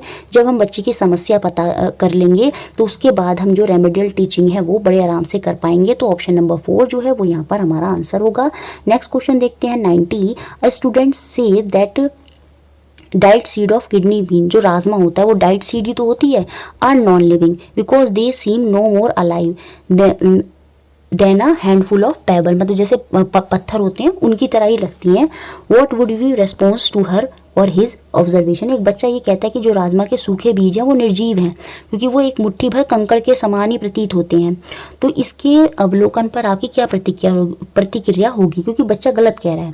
देखिए, जब सीड जो होती हैं वो अलाइव नहीं होती, seeds are live, seeds alive नहीं होती, सीड्स आर अलाइव मतलब वो जीवित होती हैं। क्यों? क्योंकि जब एक उनको सुटेबल एनवायरनमेंट मिलता है तो वो सारी वो प्रॉपर्टी शो करती हैं जो लिविंग में प्रॉपर्टी होती हैं। बीज जीवित होते हैं क्योंकि किसी उपयुक्त वातावरण में रखने पर जीवन की सभी प्रक्रिया जो है उनमें दर्शाने की क्षमता होती है बीजों में। बीजों को जब पानी दिया जाता है तो जर्मिनेशन ऑफ सीड होता है, वो पौधे के रूप में विकसित होने लगते हैं। तो बच्चे की जो गलत अवधारणा है उसके लिए यही पहला ऑप्शन ही यहाँ पर बेस्ट सुटेबल होगा कि टीचर बोलेगी कि बीज जो है वो जीवित हैं। अब जीवित नहीं है, यहाँ पर टीचर भी फिर गलत बता रही, जीवित थे थोड़ी, आज भी हैं। ठीक है, तो ये सारे ऑप्शन यहाँ पर गलत हैं। पहला ऑप्शन ही यहाँ पर सुटेबल जो है, उस पर टीचर को यही प्रतिक्रिया देनी चाहिए कि जो बीज होते हैं वो जीवित होते हैं, जो सीड्स होते हैं वो अलाइव होते हैं। जब वातावरण सही होता है तो उनमें वो वही सारी प्रॉपर्टीज दिखाते हैं जो जीवित जो जंतु होते हैं वो दिखाते हैं। तो ऑप्शन नंबर 1 यहाँ पर हमारा आंसर हो गया। चलिए नेक्स्ट क्वेश्चन देखते हैं 91। According to the NCF 2005 which of the following is not a objective of science teaching at upper primary stage. तो एनसीएफ 2005 के हिसाब से उच्च प्राथमिक स्तर पर विज्ञान शिक्षा का क्या उद्देश्य नहीं है, ये हमको बताना है। चलिए बताइए, बहुत ही सिंपल, पहले ऑप्शन में हमें दिख रहा है यही हमारा आंसर होगा, यही हमारा ऑब्जेक्टिव नहीं होता। Using systematic experimentation as a tool to discover verified theories principle, मैंने बता दिया सिस्टमैटिक वे साइंस में नहीं होता, सिस्टमैटिक वे से कोई भी खोज नहीं करी जाती है, योजनाबद्ध तरीके से प्रयोग नहीं होते हैं। बच्चे जो हैं अपने अकॉर्डिंग चीज़ों को करते हैं, अगर सही नहीं आती फिर अगला तरीका अपनाते हैं। इसी से कहीं ना कहीं जो उनकी खोज करने की, रिसर्च करने की स्किल है वो डेवलप होती है। तो ऑप्शन नंबर 1 जो है वो यहाँ पर आंसर हो गया। Next question 92। Which of the following is most accurate description of scientific law, निम्न में से कौन सा कथन विज्ञान के नियमों की सटीक व्याख्यान करता है। चलिए बताइए। देखिए, जब भी कंपैरिजन होगा ना तो वो ऑप्शन कभी भी सही नहीं होंगे कि थ्योरीज और लॉ का कंपैरिजन कर रहे हैं कि ये बेटर है, ये उससे हायर स्टेटस है, तो इस तरह के ऑप्शन कभी सही नहीं होते। तो यहाँ पर जो आंसर है वो आपका ऑप्शन नंबर 1 है। Scientific law are description of the relationship between observable phenomena, विज्ञान के नियम दर्शनीय परिघटनाओं के आपसी संबंधों की व्याख्यान करते हैं। बिल्कुल, ये साइंटिफिक लॉ का फीचर होता है। तो ऑप्शन नंबर 1 जो है वो यहाँ पर बिल्कुल सही हो जाना है। नेक्स्ट क्वेश्चन 93 देखते हैं। A teacher poses the following question to her class 7th student, कक्षा 7 में शिक्षिका यह प्रश्न पूछती है which is heavier 1 kg of cotton और 1 kg ऑफ आयरन। देखिए दोनों 1 kg तो हैं। She finds that a large number of student thinks that 1 kg of iron is heavier than 1 kg of cotton. Which of the following strategies would be least useful in addressing this idea. तो इस विचार को संबोधित करने के लिए कौन सी रणनीति सबसे कम मददगार होगी।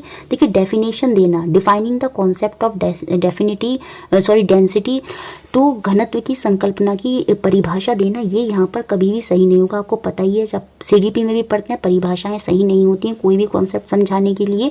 तो ऑप्शन नंबर 1 ही जो है वो हमारा यहाँ पर आंसर हो जाएगा। नेक्स्ट क्वेश्चन देखते हैं 94। Research tell us that children's come to formal science learning with many prior ideas that does not match with the scientific explanation. यहाँ पर यही कह रहा है, शोध बताते हैं कि बच्चे औपचारिक विज्ञान अध्ययन में ऐसे कई पूर्ण विचार लेकर आते हैं जो वैज्ञानिक व्याख्याओं से मेल नहीं खाते। तो इस केस में कौन से विचार के संदर्भ में सही नहीं है। Which of the following is not true in respect to these ideas. यहाँ पर देखिए कौन सा सही नहीं होगा, बताइए। 4 ऑप्शन में से पहले भी कराया है, तो ऑप्शन नंबर 2 यहाँ पर सही नहीं है। ये आसानी से बदले जा सकते हैं। देखिए, बच्चे जो मन में सोचते हैं उनको आसानी से नहीं बदला जा सकता। क्यों? क्योंकि जो चीज़ वो समाज में देख कर आते हैं वही सच मानते हैं और उसको बदलना आसान नहीं होता।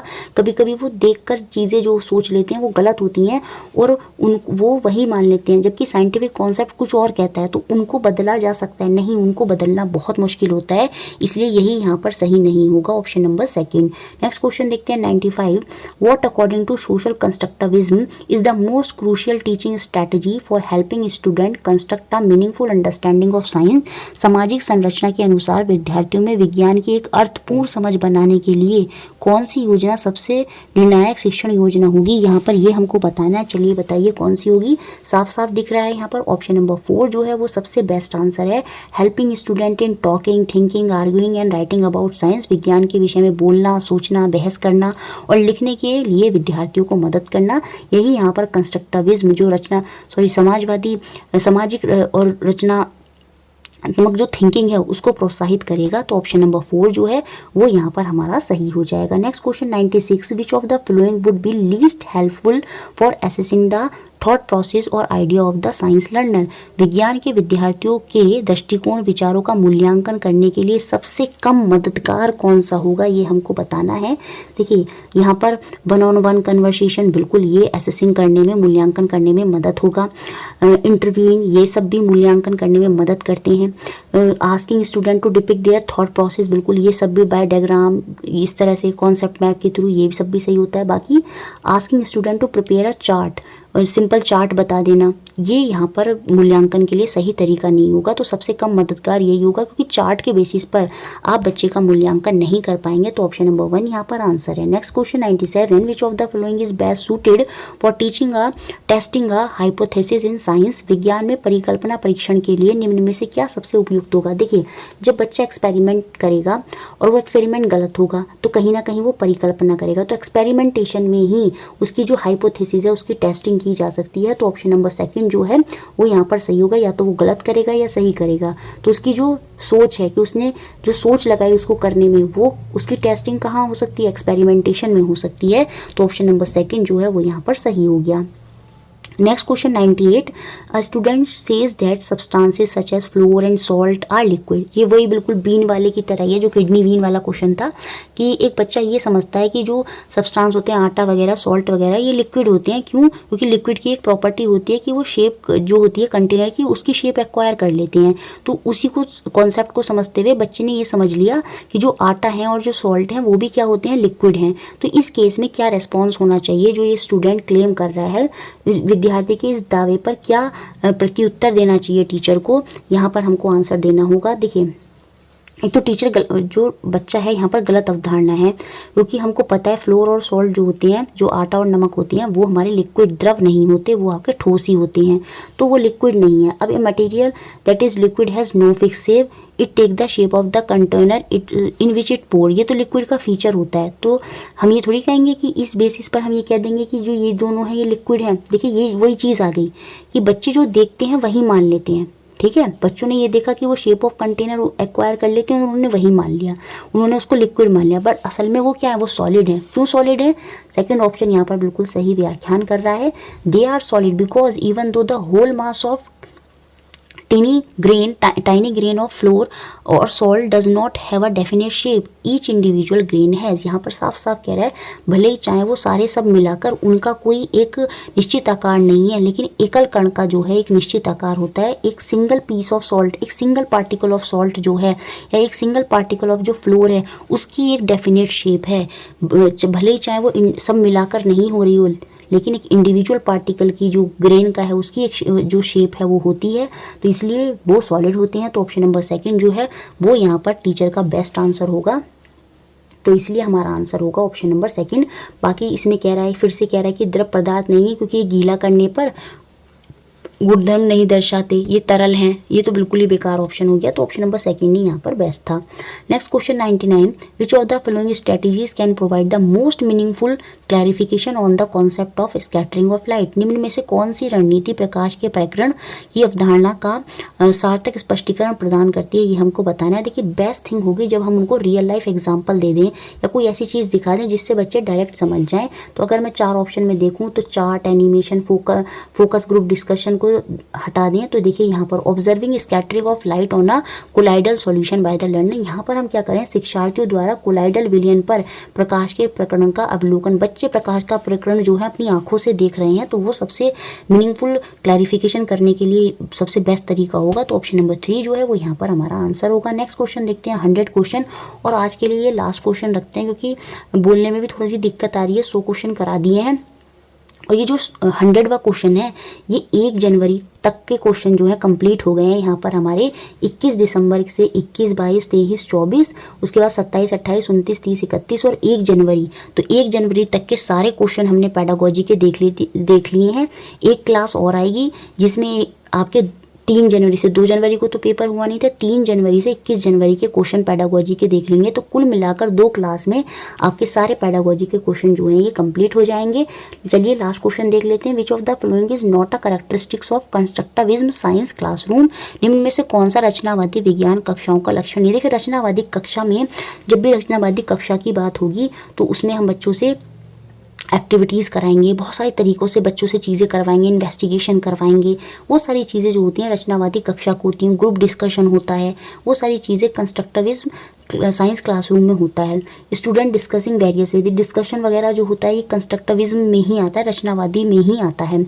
टीचर इग्नोरिंग स्टूडेंट एररनेस रिस्पॉन्ड, देखिए यही यहाँ पर नॉट कैरेक्टरिस्टिक्स में हो जाएगा। शिक्षिका छात्रों के त्रुटिपूर्ण उत्तरों को अनदेखा कर रही है। देखिए जो त्रुटिपूर्ण उत्तर हैं बच्चों के, अगर टीचर उनको अनदेखा कर देगा तो बच्चे की जो समझ है वो कभी क्लियर हो ही नहीं पाएगी। बच्चा हमेशा डाउट में ही रहेगा और ऐसा बिल्कुल नहीं होना चाहिए। और कहीं ना कहीं रचनावादी क्लासरूम को नहीं दर्शाता, क्योंकि जो गलतियां हैं उन पर डिस्कशन होगा, बहस होगी, डिबेट होगी, कहीं ना कहीं हम एक निष्कर्ष पर आएंगे। तो ऑप्शन नंबर 2 ही यहाँ पर नेगेटिव पॉइंट है, बाकी सारे पॉजिटिव पॉइंट है। कि फील्ड ट्रिप पर कन्वर्सेशन कर रही है, वो भी कंस्ट्रक्टिविज्म क्लासरूम का जो है पार्ट हो गया। प्लानिंग फॉर एन इन्वेस्टिगेशन, बच्चे अन्वेषण की योजना बना रहे हैं, वो भी आपकी जो है रचनावादी विज्ञान कक्षा का ही पार्ट है। तो ऑप्शन नंबर 2 जो है वो यहाँ पर हमारा आंसर हो जाएगा। इस तरह से हमने ये 100 क्वेश्चन देख लिए हैं जो 1 जनवरी तक के सारे कंप्लीट होते हैं। प्लीज़ वीडियो को शेयर करें, लाइक करें और चैनल से बने रहें। लास्ट तक एग्जाम मुझे पता है बिल्कुल पास आ रहे हैं। जल्दी से जल्दी मैं सारी चीज़ें आपको रैप अप करा दूंगी और बहुत अच्छा स्कोर जो है आप सीटेट साइंस में करेंगे।